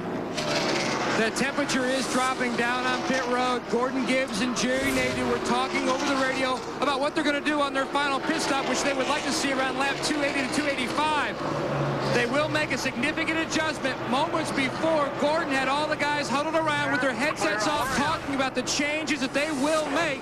They did not talk about it on the radio because the 24 team of Jeff Gordon is right next door. They don't want to show their hand to Gordon or the leader, Dale Jarrett. Noticing one thing a minute ago when they were showing that shot. The gentleman was talking to Gordon Gibbs is Ken Howes. He's been with Hendricks for a long time, worked with some of their GTP cars. Very, very smart guy, understands pit strategy very well. Now, Jeff, one thing I know they won't do, I don't think they'll do with success, is even with about 25 or 30 laps to go, they will not try just 2 right side tires, because Goodyear has toughened this right side tire up. It's really been making those left side tires work and wear. Wouldn't you agree? I definitely agree with that right now. If you don't get 4 tires here today, you're going to shoot yourself in the foot, and your driver's going to come looking for you, especially if you're leading this race. I know DW wants 4 tires. Well, it depends on where I was running. I just got to tell you, if I was back in there somewhere and I was pretty good, just decent, I didn't have a shot at winning it, I'd roll the dice. I'd come in, get me 2 tires and a splash of gas, and I'd get to the end. Now, I know I'm going to get outrun, but I'm going to have such a huge track advantage that they're going to have to catch me. You're going to have a track advantage. They're going to catch you, all right. They're going to run all over you is what's going to happen. I tell you, a guy that's in the picture here, guys, don't count him out, is this little guy right here, Dale Jr. He's been moving up through there. He's in 4th place. 17's right there with him, Matt Kenseth, and Sterling Marlin is right ahead of him. Got some cars that are still in this race. Look, that's Kenseth right back there. He's just drafting Dale Jr., and they're making pretty good time right now. And it is so good for everyone in this sport to see Dale Earnhardt Jr. have a strong run. He's carrying the team this weekend. Park's out. Michael's had trouble. It's Dale Jr.'s time to shine. But this is the man they are all chasing. twice in a row. Trouble over here in turn 3. Flaming Kenseth slides, hits the wall. Boy, that's ugly. That birthday cake had way too many candles on. Yeah, Look at all the smoke inside that car. Man, that's an oil fire. He's got the window net down. He wants out of there. Come on, buddy. Come on, hop out there. He's okay, Darrell. He's got the Hans. He's got the Hans on. That's this device right here. You can get out with it on. That's the Hans device he has on. He got up out of there. Caution, of course, is out at lap 275. See, that's what people don't realize. When you got to get out of there, you got incentive like he had to get out of there, you'll figure out a way to come up out of that thing. That looked like, never mind birthday candle, that looked like a Roman candle. Oh, that was turn 3. That was ugly, Mike. I mean, that's an oil fire. That's what happened. The engine blew and just got oil all over the headers, and thing caught on fire. From Dale Earnhardt Jr.'s bud cam. See a little smoke coming out of it? Then she just ignites like a Roman candle. I'd say the whole bottom end come out of that motor, and this is the second Roush car that has blown up today, plus Jeff Burton, another Roush car, is out there on 7 cylinders. Too much gear. And they will pull some low gear. Oh, they will. They'll pull lower than anybody. Whoa, look at that. That's not a fuel fire. That is an oil fire. Looks like John Force going down the straightaway on a drag strip.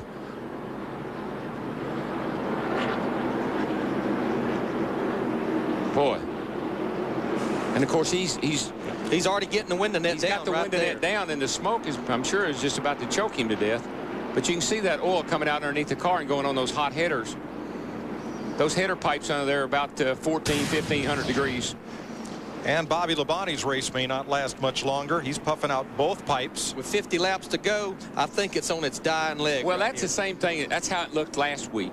And he'll probably nurse it to the finish, but obviously out of contention. I can't predict blown motors. I'm just sorry. Pit road's open. Critical pit stops right here. Where is Jimmy Spencer going into 26? Don't know. He's racing, man. And he's not even on the lead lap. So no, but if he keeps doing that, he will be. He'll be on the lead lap of everybody. All right, let's go to Matt. The 25 car of Jerry Nadeau hits first. They're going to make significant changes. A wedge and also track bar adjustment. 4 tires. Shane Parsnell already dances across to the front. Tony Ham to the left rear. Let's go to Dick Berggren in the 8 pit. Dale Earnhardt Jr. here on the pit road. Going to take 4 tires, just like you guys in the booth said they were going to. Let's go to Steve. Dick, no adjustments for Dale Jarrett, just 4 tires. He's out at 15 seconds flat.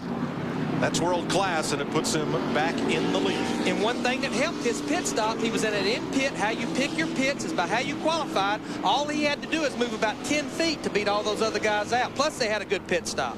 Darrell, those end pits are asphalt. The other pits are concrete. Is there any difference in getting launched from that pit? Yeah, maybe a little bit, but I actually think he's back on the concrete. And the only thing wrong with that pit is when you have to pit under green flag stop. A caution flag, yeah, a caution flag's great. That's where you want to be, but man, you're a little tough there under green. Uh-oh, Kenny Schrader, look at that. Catch can. You know, he's got it hidden in there nicely, though. I barely can see it. You sure that's not a can of dog food? The catch can go away, but this smoke's not going away. No, he's well, I think he's coming down pit road. Yeah, I think that's a can of dog food back there. And what's holding that thing in there, there's a little probe, and that's how you open the vent that lets the fuel flow into the fuel cell. And there's a little penalty waiting for him when he comes back to remove it. That's how you let the dogs out. Jeannie is with Bobby Labonte's car. Well, a lot of smoke from the 18 car, but believe it or not, this is just a usual pit stop. He's going to get 4 tires here, trying to keep it clean. And his bottom line right now is keep that RPM up so that he doesn't smoke as much and keep the engine going till the end. Oh, that thing sounds awful. All right, Schrader came back in. Remove the can, stop and go. Remember last week in Las Vegas, Dale Earnhardt Jr. left his pit with a catch can attached. Shake, shake, shake. Shake your booty. Now, he was trying to get rid of that before he left pit road, but the rule says you have to get rid of it before you leave your pit. Right, and what it was, the difference in this, that was under a green flag, so he had to come back in for a stop and go. These guys will have to go to the tail end of the longest line. It's a tough break for Schrader, who's been on the lead lap all day. We'll be right back to Atlanta with more NASCAR on Fox. Last last November, right here at the Atlanta Motor Speedway, our own old DW finished his stellar career. From Owensboro, Kentucky on through 84 wins and 3 Winston Cup titles.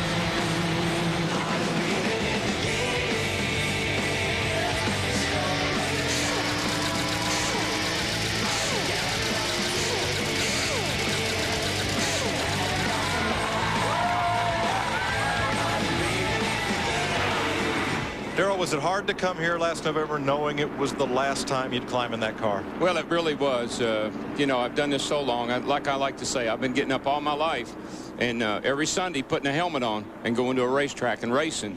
And I really, it was the most difficult thing I've ever had to do, knowing that that was the last time I was going to sit behind the wheel of a race car. But I got to tell you, I sure am getting the itchy feet again.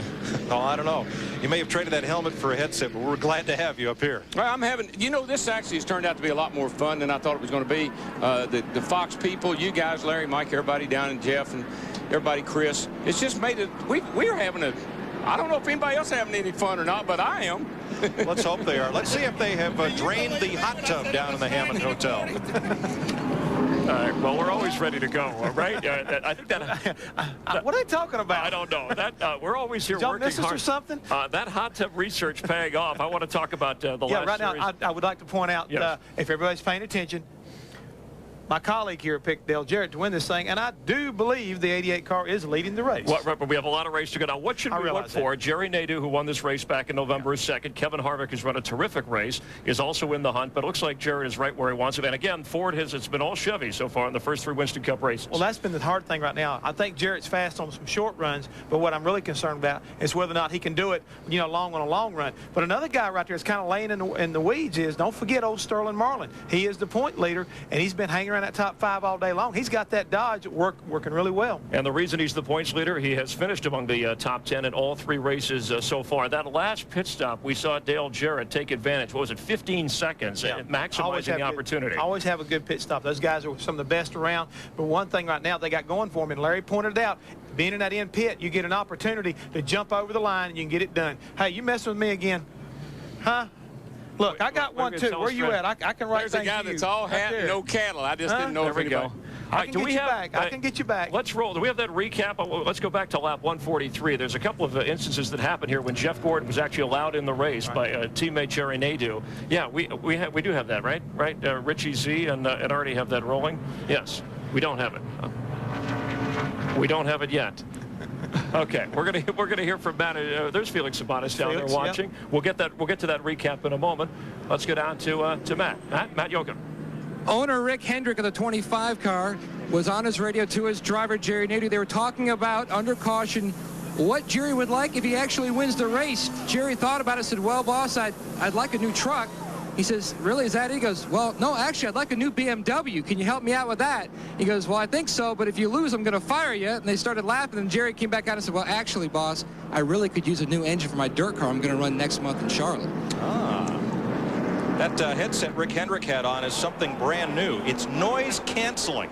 I tried one on the other day, and it wipes out all the car noise from the Speedway. Costs $900, and for I'd say it's worth it. Well, I'd like to have one of those, particularly when Jeff is calling up here and talking to us.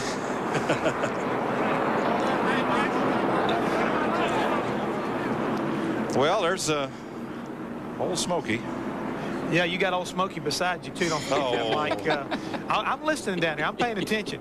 The one thing I'd like to talk about, Darrell, is that when we saw Matt Kenseth's car burst into flames when the engine exploded, I think everybody needs to understand from a driver's perspective what's going on inside there as far as the flames that are coming in and why is he so urgent to get out of the car and what's happening then.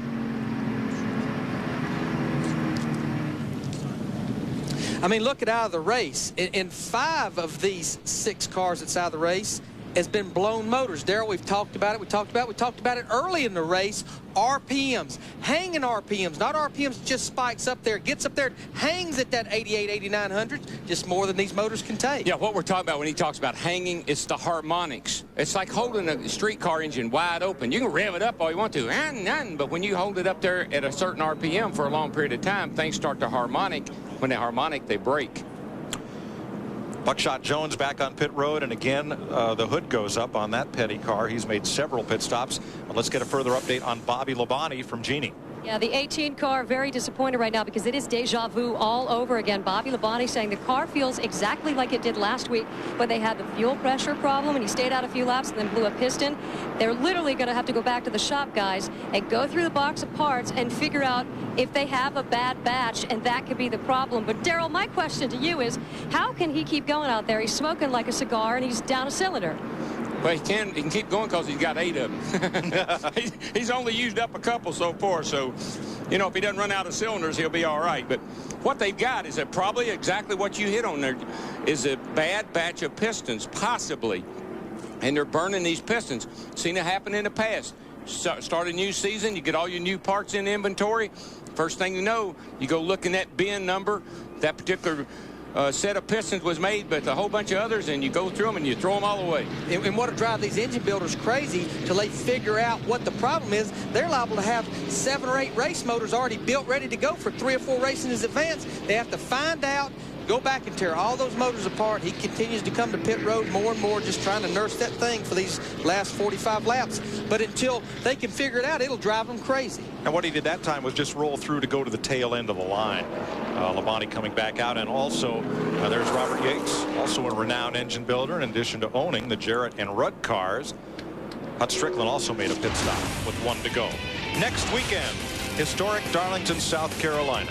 Qualifying on Fox Sports Net Saturday, the NASCAR Busch Race and Winston Cup practice on FX. Then Sunday, on the net, NASCAR This Morning and NASCAR Victory Lane bookend our coverage on Fox of the NASCAR Carolina Dodge Dealers 400. Be with us at 12:30 p.m. next Sunday, Eastern Time. You know, one question that has been asked a lot is why, as fast as they are here, don't we run restrictor plates? I've actually been part of a restrictor plate test here. The problem was it slowed them down on the straightaways. They run wide open through the corners. The end result was the same speed. So that's one reason we don't run restrictor plates here at Atlanta. Getting set for this restart at lap 283, 42 to go. And we're back to green. Dale Jarrett, Jerry Nadeau, Kevin Harvick, Dale Earnhardt Jr., and Johnny Benson are the front 5. Just real quick, while we get up to speed here, you think about the 20 car, he had the same motor program. He hadn't had any trouble. So it just could be real confusing sometimes. And that 20 car of Tony Stewart unable to get a lap back from Dale Jarrett. Boy, that 25 is, man, he is on the bottom and coming. Here it comes. Ooh, cut that thing. there. Oh, well, he cut it. Had to cut it real hard to get down under Dale Jarrett. Nadeau back to the lead. 21st lead change today. And here comes Harvick. Here comes Dale Jr. We got ourselves a pretty good little hot rod race here, boys. We're not going to do any noise canceling, Darrell. We're going to let the folks at home feel what it's like to be at a Winston Cup race. The pictures tell the story, and you'll feel the power if you crank it up.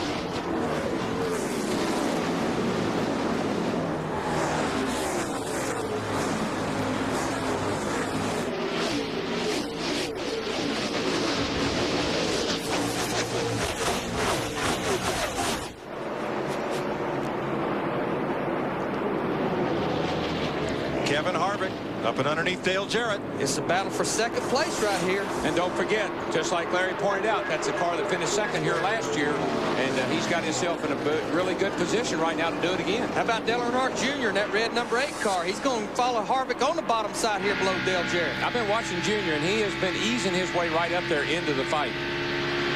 Doesn't Dale Jarrett's car seem best the longer we run under green, but just after a restart, he's not the class of the field. We've seen that all day long.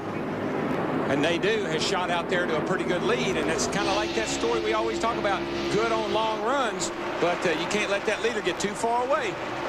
Speeds as of this instant along with our Fox ticker, as Kevin Harvick tries to work past Dale Jarrett. And as the track temperature goes down, as it cools off out there, you see these speeds are getting higher and higher and higher. There he is. The Flames is back in the picture there. This is a battle for the 5th position right here. Jeff Gordon coming to a little money last week with that $1 million, trying to get the 2nd win this 2001 season. And we know that thing will run because we saw him lead this race until he ran out of fuel. If I was driving that 25 car, I'd be looking in my mirror saying, here come my teammate. They were been told that the track temperature is down to 79 degrees. These old motors, these old chassis, they're just loving that cool racetrack right there. Oh, yeah, the cars handle better. Started out with 92, down to 79. That's a big change in track temperature. Here comes Gordon having a look at Marlin. Marlin instead is going to go after Earnhardt Jr. Sterling's car is really good on the bottom. Now, last week on the last pit stop, they made a change in Sterling Marlin's car and went backward. Whoa, he squeezed up there in front of Dale Jr. Matter of fact, he didn't quite make it. 31 just bounced off the wall, guys. Caution's out. Looks like everyone will get past Mike Skinner. Same thing we saw happen yesterday, Mike. The speeds go up, the track cools down, and you start running faster, and they get up in the wall. They will come back to the line, and I don't see a lead lap car in touch with the leader. Stewart was the first of those lead lap cars, and he's pretty well back. Gordon and Earnhardt Jeff Jr. Gordon is deciding that he might want to race people back to the line, and that's, wow, usually something we don't do. Darrell, I believe that he and Earnhardt Jr. were side by side as that caution came out. Gordon trying to get that position worked out as they came around. Normally, you kind of, if you're not racing anybody, you just kind of hold your hand up and hold your position. There you see Skinner right there, all the way up the top of the racetrack. Gets up in that gray stuff. Just not enough racetrack up there. Just as turn 4 gets a little bit loose up there, up in that stuff where you can't have no grip, Darrell. No, and you see all the dust and the dirt and the rubber, and there's nothing you can do. I tell you, the wall down there in the middle of 3 and 4 is black, where people have been rubbing up against it. From the Lowe's onboard camera. Gets in just a little too high. Oh, the back end snapped around just a little bit. He was lucky nobody ran over him. There was a bunch of cars right behind him. Look at this wall. Man, this thing was painted last night. It was fresh this morning. Now, Darrell, we've only run 8 laps, but we got 30-something to go. I'm going to give you 4 more tires. They've been running them tires hard. Let me think about that a minute. Pit road's open. There they come. Come on with them, Darrell. Staying out. Oh, Jarrett's staying out. Staying out. Sterling Marlin, Jarrett. Sterling Marlin, yeah, stayed out. And the rookie stayed out. So I was, man, I don't know. I'd have been jacking on that steering wheel. Yeah, I'm coming. No, I'm not. Yeah, I'm coming. No, I'm not. We'll see. Got to remember something. 88 runs better after he runs a little bit. So he's probably on kind of low air. We'll see if that doesn't pay off for him. Here's Matt. Jerry Nadeau asking for only 2 tires, trying to cut a deal with his crew chief Gordon Gibbs, but Gibbs won out. It is a 4-tire stop. He was a little tight. They adjusted air pressure. 4 tires for Kevin Harvick. Mike Fluke on the front, Ronaldo on the back. The 29 is down and off pit road. It looks like in front of the 25. He is, Steve. Here's Dick. Earnhardt Jr.'s team had decided that they were going to pit no matter what. Even if no one else came in, they were going to do it. The reason, Earnhardt Jr.'s car was very tight. They threw 4 tires at it, tried to loosen it up a bit. The 40, Sterling Marlin, did not pit. He stayed out on pit road on that one, Mike. Dale Jarrett and Sterling Marlin stayed on the speedway. Everyone else pitted. Jeff? One other thing you might have noticed there, Mike, all the other lap cars were on the pit road at the same time with the leaders. That's what they call a quickie caution. And when they call that, the pit road is open for all competitors to come down, lead cars or lap cars. So you had a lot of congestion on pit road. And that might have had some influence on those decisions of who pitted and who didn't. Yeah, quite honestly, I'm surprised they threw a caution because he got in the wall and there was nobody around him that got into trouble. But I guess they were afraid he might have gotten some debris out in the racing groove. You know, Kevin Harvick, he won the race off pit road. Again, he's got that second pit, which was right behind where Dale Jarrett is. He only had to go about 30 feet to beat all those guys off pit road. They had a good pit stop as well. We're on 1 to go. Bobby Hamilton is pitted. So is Joe Nemechek. Robert Presley is in with Brett Bodine and Mike Skinner with damage. His car doesn't look that bad. It looks kind of like some of those cars did yesterday in the Busch race, and they ended up finishing pretty good. So we'll see what happens. He's going to put left sides on it. Hey, Larry, I just want to let you know, buddy, I think 4 tires is the way to go, too. I guarantee you. You just watch these boys got 4 tires here.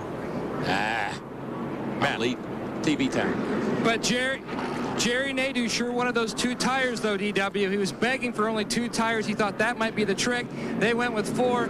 Now he says, guys, don't talk to me for the rest of the race. All I want you guys to do is clear me. They said, good. He drives better when he's mad anyways. All right, now, Dale Jarrett has 17 more laps on his tires. So does Sterling Marlin than the rest of these lead lap cars. But I know why Gordon Gibbs would not put 2 tires on this boy. Different race, different week, different tire. 2 tires at Las Vegas last week burnt these guys. It did. Yeah, he tried that last week, didn't work.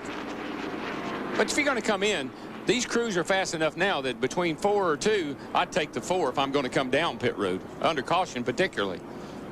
When they come around, 31 laps to go. Can Kevin Harvick pull off his first Winston Cup win? That's Richard Childress. That's Harvick's car owner. Can Sterling Marlin give Dodge its first Winston Cup win in decades? We're about to find out as Dale Jarrett hauls him off into turn 1, trying to win Ford's first race of this season. Marlin's got his hands full with those 4 tires. What you got to remember, when you stayed out, you've picked up a lot of trash on your tires. You're out there with the hot tires. It takes a little bit to get them cleaned off. Can Jeff Gordon come from 5th on this? Whoa, look at Dale Earnhardt Jr. Get all over the back of the Jeff Gordon in that 24 car. I mean, he just rooted him right up out of his way. That's another thing about coming in and getting 4 tires. You fall back in there, we've got to race a lot of people. Junior roughed up Gordon pretty well. Now they're side by side once again. Still there. Clear up. All clear. Tony Stewart backing up in the middle of the pack there. And that's the teammate to Bobby Labonte's car, which has engine trouble. He's done. He's off the pace, brought it on the apron. It's more than a flat tire. Earnhardt Jr. got past Gordon. Dick. He's a bit agitated out there right now, Mike. The car stalled when he was trying to come into pit road for his pit stop. That's happened a couple of times today. He got on the radio, and he was really hot. He said, we've just got to fix this. So he's a bit annoyed out there. Got to keep it under control, though. Race is winding down to the end. Well, these young drivers got to race for the lead here, and I think Nadeau's going to probably zap our buddy up here, Jarrett. But these young drivers, you got to remember something. Now is when you've got to be your calmest and your coolest if you're going to win a Winston Cup race. 4 fresh tires. Them old 4 fresh tires down there to the bottom. Get down there. Clear. Get down there. Ain't over yet, baby. We got a long way to go yet, man. I might be all right. Nadeau edging ahead of Jarrett. That's the 23rd lead change today. And for 3rd, here comes Harvick inside of Marlin. Junior's right there with him. Boys, we got ourselves a real race on our hands right now. We got some guys coming up through here that are going to be serious contenders. This ain't make-believe. This is for real. Can they keep this up for 28 more laps? Oh, yeah. I guarantee you. Track's cooled down. Sun's gone down. Boy, Junior, that's the 2nd time going into turn 1. That back end of that car just shook loose. Yeah, he's just driving it down in there. He sees those leaders. He wants a part of this. And that's where Gordon is best. When he can see the leader, that's when he's at his best. And he can see him now. It's his teammate. He knows he's got plenty of time. I mean, there's still like... Still there.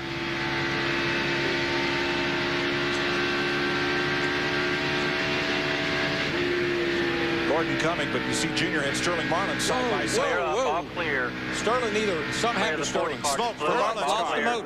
Lost the motor. Kaboom. Caution. Caution. Okay, caution's going to be Big out. time. Caution's out. Lap 300, 8th caution of the day. Oh, it's a shame. Another good running Dodge that had a chance to win. Nadeau brings it back to the line, and for the 2nd week in a row, the point leader falls out of the race. Yeah, that was too bad. Something internally snapped in that engine.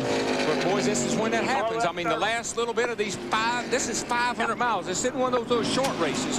It's in a short track. This is 500 miles on a really fast super speedway. And Sterling Marlin just lacked 25 laps from hanging on to the point lead. Let's see what happened here. Right in front of Jeff Gordon. There it goes. Jeff did a good job of just kind of turning down out behind Sterling. Obviously, Sterling's engine gave him a little warning, but that could have been disastrous if Jeff had run in the back of him. Now Tony Stewart comes back on pit road, and he's smoking. He's got a right front tire flat, looks like. Yep. And Robert Presley there with the hood up as well. Boy, watch how close Gordon gets to Sterling there. Makes the right move. All right, we only got 10 cars now on the lead lap. We've run 6 laps. That's off Tony Stewart's car. These cats going to come in again. Nadeau stays out. Jarrett stays out. Looks like everybody stays out. Well, that tells you that Jarrett's happy with his deal. You know, he could have come in. I'll show you what happened to Tony Stewart here. He's got a right front tire down.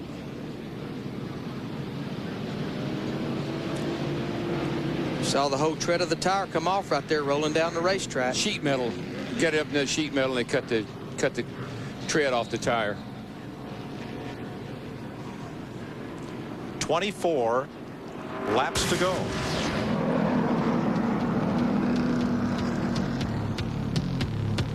Pit stop's complete, but Sterling Marlin falls by the wayside. We'll be right back with more NASCAR on Fox, presented by UPS.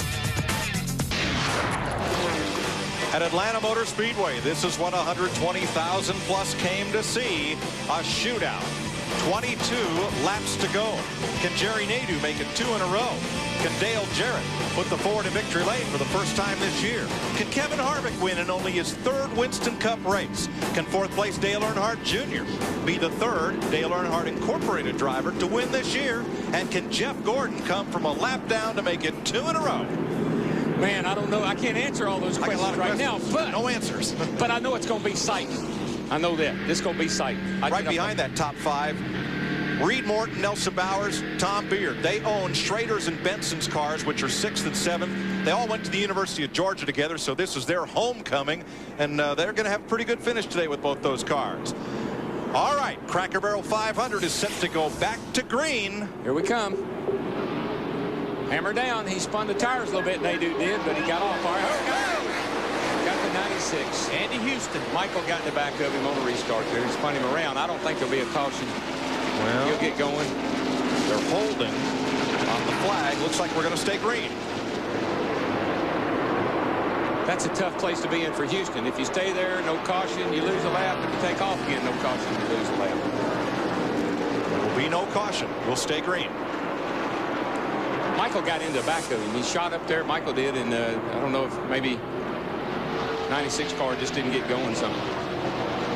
If this race stays green, we'll stay with it all the way to the checkered flag on Fox. Here's Gordon battling Benson once again. That 24 Chevrolet of Jeff Gordon. Presently 5th. Picked up a spot for Benson that time.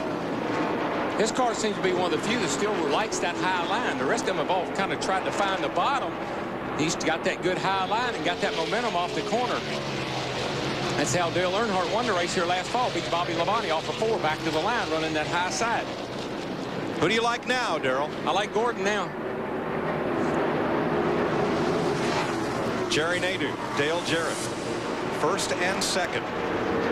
I'm liking him better every lap. A couple car lengths apart. He's got to get by these cats, and we're running out of time. A big old Big Ben is ticking away. Tick, tick, tick, tick, tick, tick, tick, tick, tick. 18 to go. 18 to go. And he's 1.7 seconds back. What do you think, Larry? I don't know. He's going to have to race these other guys. That's the thing. He's got 3 cars in front of him, including that 8 car of Dale Earnhardt Jr. He gets way up high. Man. Turn 2 almost scrapes that wall. That just tells you how hard he's trying. I mean, he's using up every bit of the racetrack, trying to close down on the leaders. All 3 of the Rick Hendrick-owned cars in the top 7 positions. Terry Labonte is 7th. Yeah, and the old Iceman, he just kind of slipped himself up in there, didn't he? There's the interval again. Gordon 1.7 back. Pretty constant. Or is that Tony? Tony might be driving that car right now. No, it's Terry. Oh, it's Terry. 17 to go. You looked in there lately? It went by so fast I wasn't sure. You don't have to sugarcoat it if you don't want to.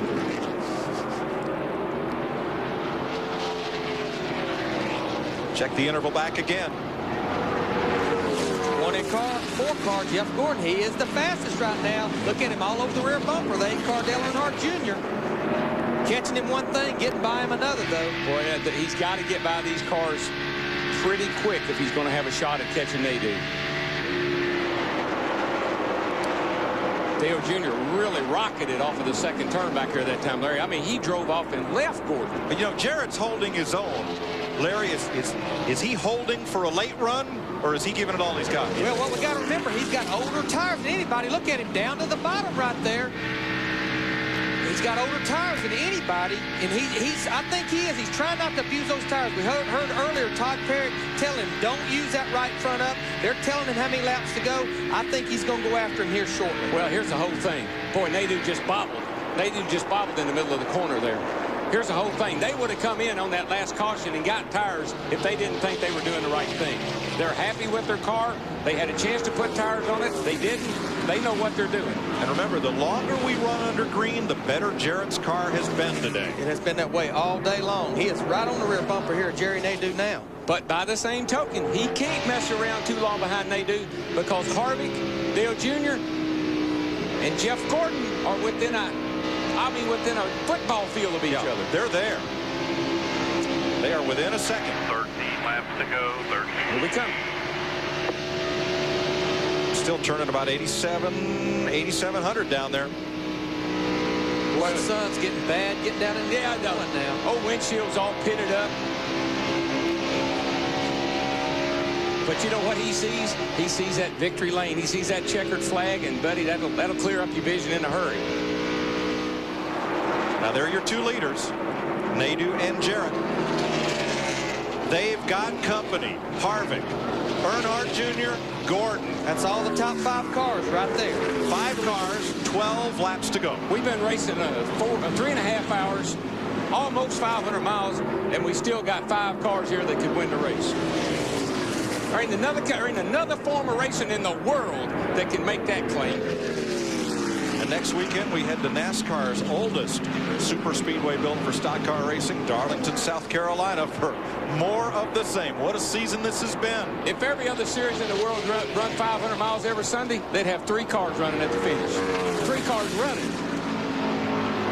Look at these cars. Everybody's running different lines. They're searching now. It's 11 laps to go. Where am I faster? Up high. Where am I better? Down low. Well, that's that crew chief saying, come on, buddy, we're running out of time. They're counting them down here. We got 10 to go. If you got anything left, you better use it now. Fastest car on the racetrack remains that number 8, Dale Earnhardt Jr. Boy, you can just see every now and then a car like the 2nd, 3rd, or 4th place car get a huge shot, and they really close the gap. This time around, it's Gordon who's quickest. A lot of that has to do with where they are on the racetrack. You're getting a little help down the straightaway, getting a little draft, but it's really messing them up when they try to make a pass. 10 to go. Richard Childress looking at Kevin Harvick. Boy, here comes Harvick. Here comes Harvick. Man, he drove that thing in there, and he got back to the gas in a hurry.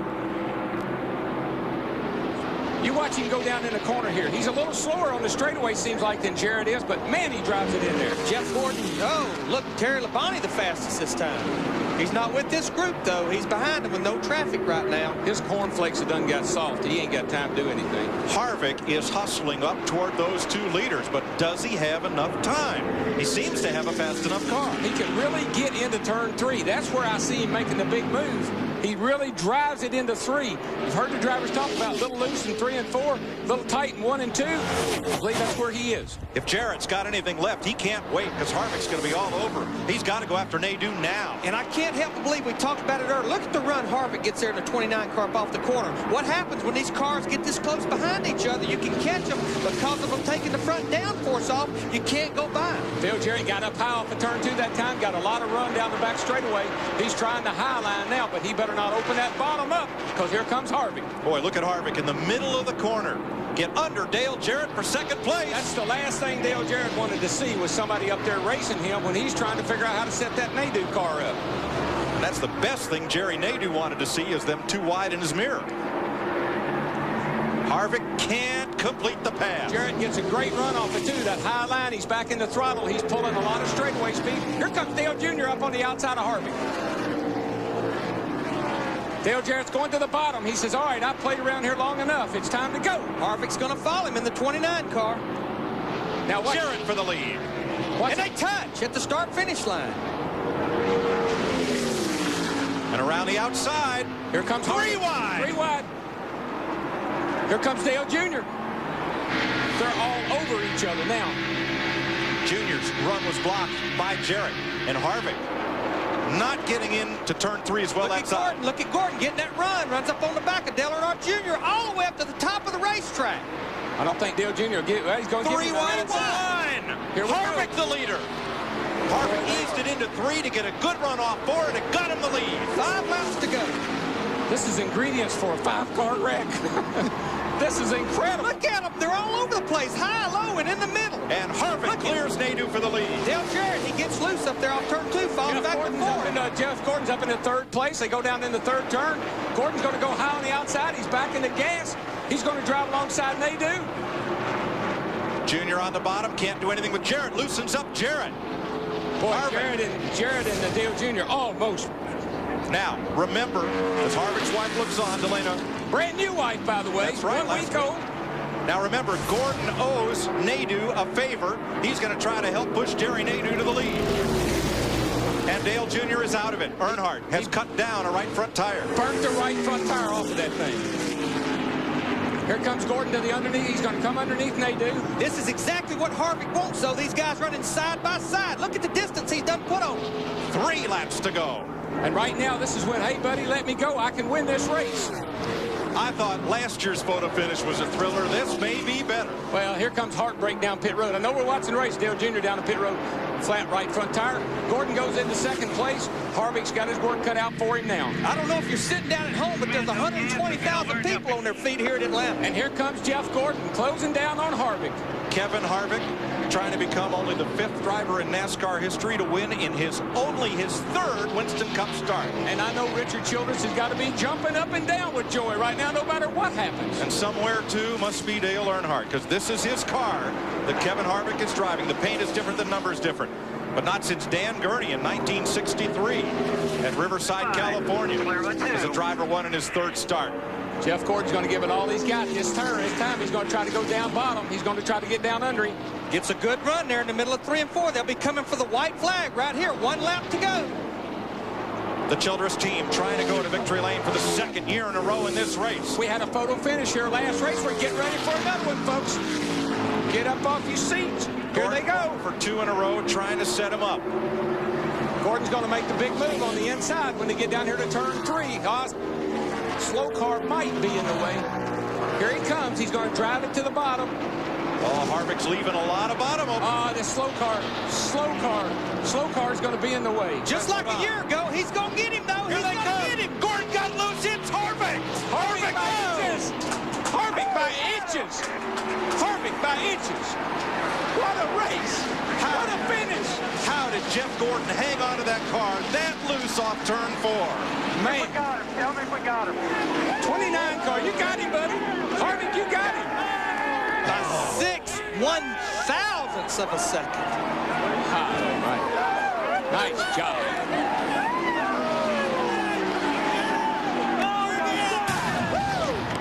Look at this. Man. For the win. That is ever so 6/1000ths of a second. A replay of a year ago with Dale Earnhardt and Bobby Labonte. That's an incredible finish. What a job for that young man. Somewhere up there, I think Dale's smiling. And Dale is jumping up and down right now. Good job, guys. So. Where is he?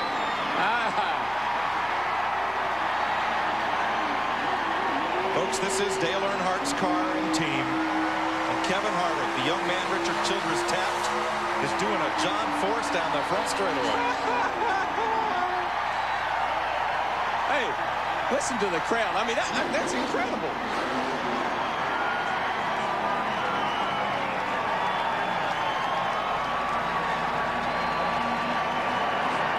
Steve Burns. With Richard Childress. Richard, what an emotional win. What does this afternoon mean to you? Hard to say. I'm just thrilled. I kept praying for Dale to help us. He did. Richard, I saw you say something to Danny Earnhardt, Dale's brother. What'd you say? This is for Dale.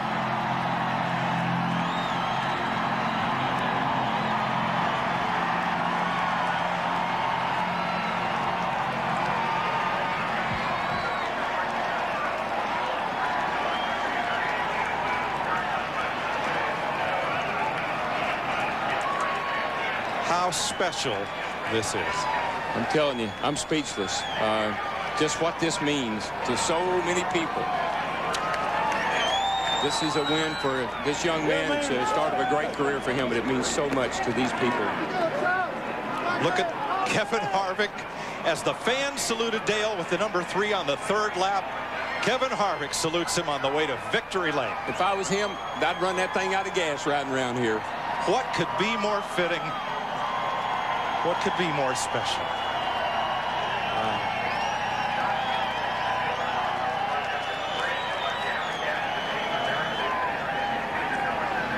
If you believe in storybook endings, folks, this is one for the books. I'm telling you. I got a big old lump in my throat.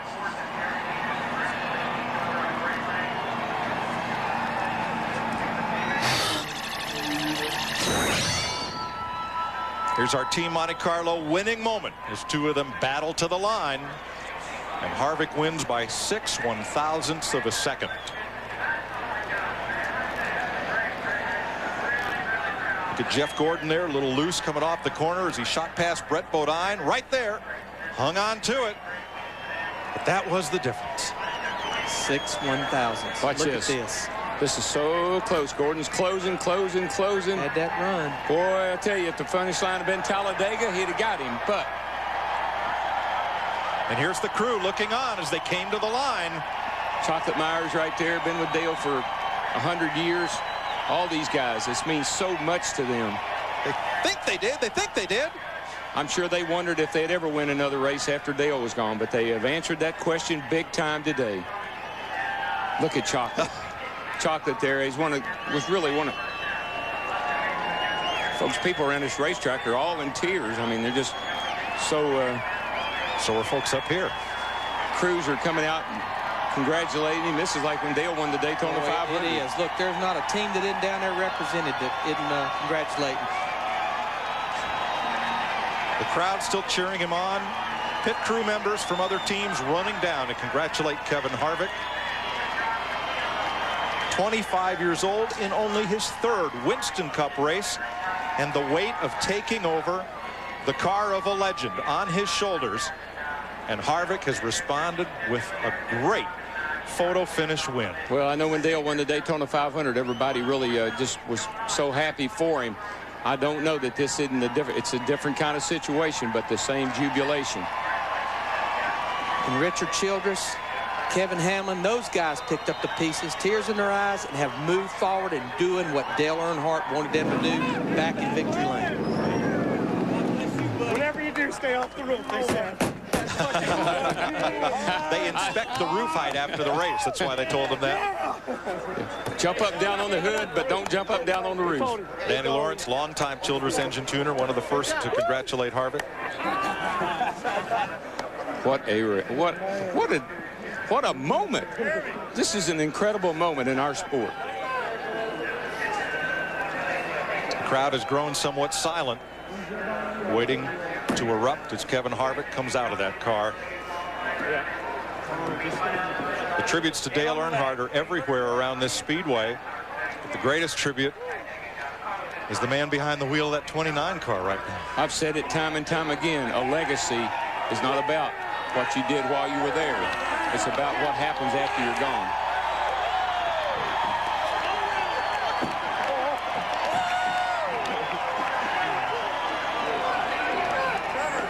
Good job. Awesome. Matt Yoakum's in the midst of all that. Tears and jubilation in victory lane. Hugs by everybody. Kevin Harvick, a very special and emotional win. Did you ever script your first career win like this? I don't know how you could script it any different. As everybody can know, I'm sure this is going to be pretty difficult for all of us, but none of us expected this soon, and the unfortunate circumstances, and all I got to say is this one's for Dale. Take us on the pass for the lead and the win. I mean, the car was tight, and I didn't really know if we could do it, or but we never give up, because that's the attitude of this RCR team, and this Goodwin Chevrolet was good all day long, and we just kind of bided our time, and I think somebody was watching over us. A very emotional win. Let's go to Dick with Jeff Gordon. You're not ordinarily satisfied with second place, but given the outcome of today, is second place okay? As much as I want to get excited about our second place run and how great our team did, I got to congratulate Kevin Harvick and that whole Richard Childress team. I mean, what an emotional victory for them, and it's obvious that you know, somebody's watching over us right now, and that was just a great battle. You know, he did what he needed to do to win the race. He drove a great race. He's aggressive, he's smooth, and that team gave him a good car, and he made the move. You know, he took him 3 wide and got the lead, and you know, that was the move of the race right there that won it for him. And I was a little bit better than him, but I didn't think I could even get up beside him. We come off turn 4, and I got to the bottom, pulled the Bobby Labonte move, and got up there, and for some reason that you know, Goodwrench car just it doesn't know how to lose here on the last lap. Did it remind you of last year? Was that on your mind as you came around in that last lap? Well, I wasn't in that battle, so it didn't remind me of it. But, you know, they've got a good setup for this place. And, you know, I'm just doing everything that I could. I didn't have, you know, a car that could get by him on the top. So I said, well, I got to go to the bottom and try to get some momentum. I was surprised I even got it beside him. I just got to say thanks, you know, to everybody with DuPont and Pepsi and Quaker State, GMAC, Chevrolet and Goodyear. This team is just, man, they are flawless right now. We did have a little problem today, but we rebounded from it thanks to Jerry, my teammate, and Robbie, and these guys are just doing an awesome job. It's neat to be able to go out there and drive these types of race cars. And we thank you for a great show today. Mike Joy. Thanks, Dick. It's another clean sweep for Chevrolet. Top 3 positions, Harvick, Gordon, and Nadeau, as you have a look down through the results, and we're still trying to catch our breath. Well, I tell you, he says somebody's watching Olin. We know who it is, and it's Dale Earnhardt. We have not had a green flag lap yet with the 3rd lap. We've been under caution every time. That's Dale, and this is Dale today. His presence is being felt even now, and it feels good to know he's still a part of this. Well, you know, you think about that. Just the big heartbreak of the day, though, was Dave Blaney led all those laps. Looked like nobody could catch him. Ends up 34th position after the left rear tire runoff. If you believe in storybook finishes, this was your day. Kevin Harvick, a winner for Richard Childress Racing, driving for the team with which Dale Earnhardt had done so well. Well, Jeff Gordon led the most laps today, and thus he is our Winston Cup point leader for the first time since the 1999 Daytona 500. Jeff Gordon's in front, Dale Jarrett. How about Johnny Benson there in 3rd? What could top this? How about Darlington? Oh, Darlington will be exciting. I tell you, these cars and these drivers right now are putting on the... I've never seen racing like this, and it's so fun to be a part of it and watching it and calling it. I said there was no way we could have a better race than Rockingham. They just keep getting better. I can't wait to Darlington. This could well be the best Winston Cup season ever. You're going to see the whole first half of it on the Fox family of networks, your new home for NASCAR. Pretty nice trophy you got there, young man. Pretty nice check, too. Pretty nice. For all of us at Fox Sports, we congratulate Kevin Harvick and Richard Childress Racing on a great win in Atlanta. See you in Darlington next week.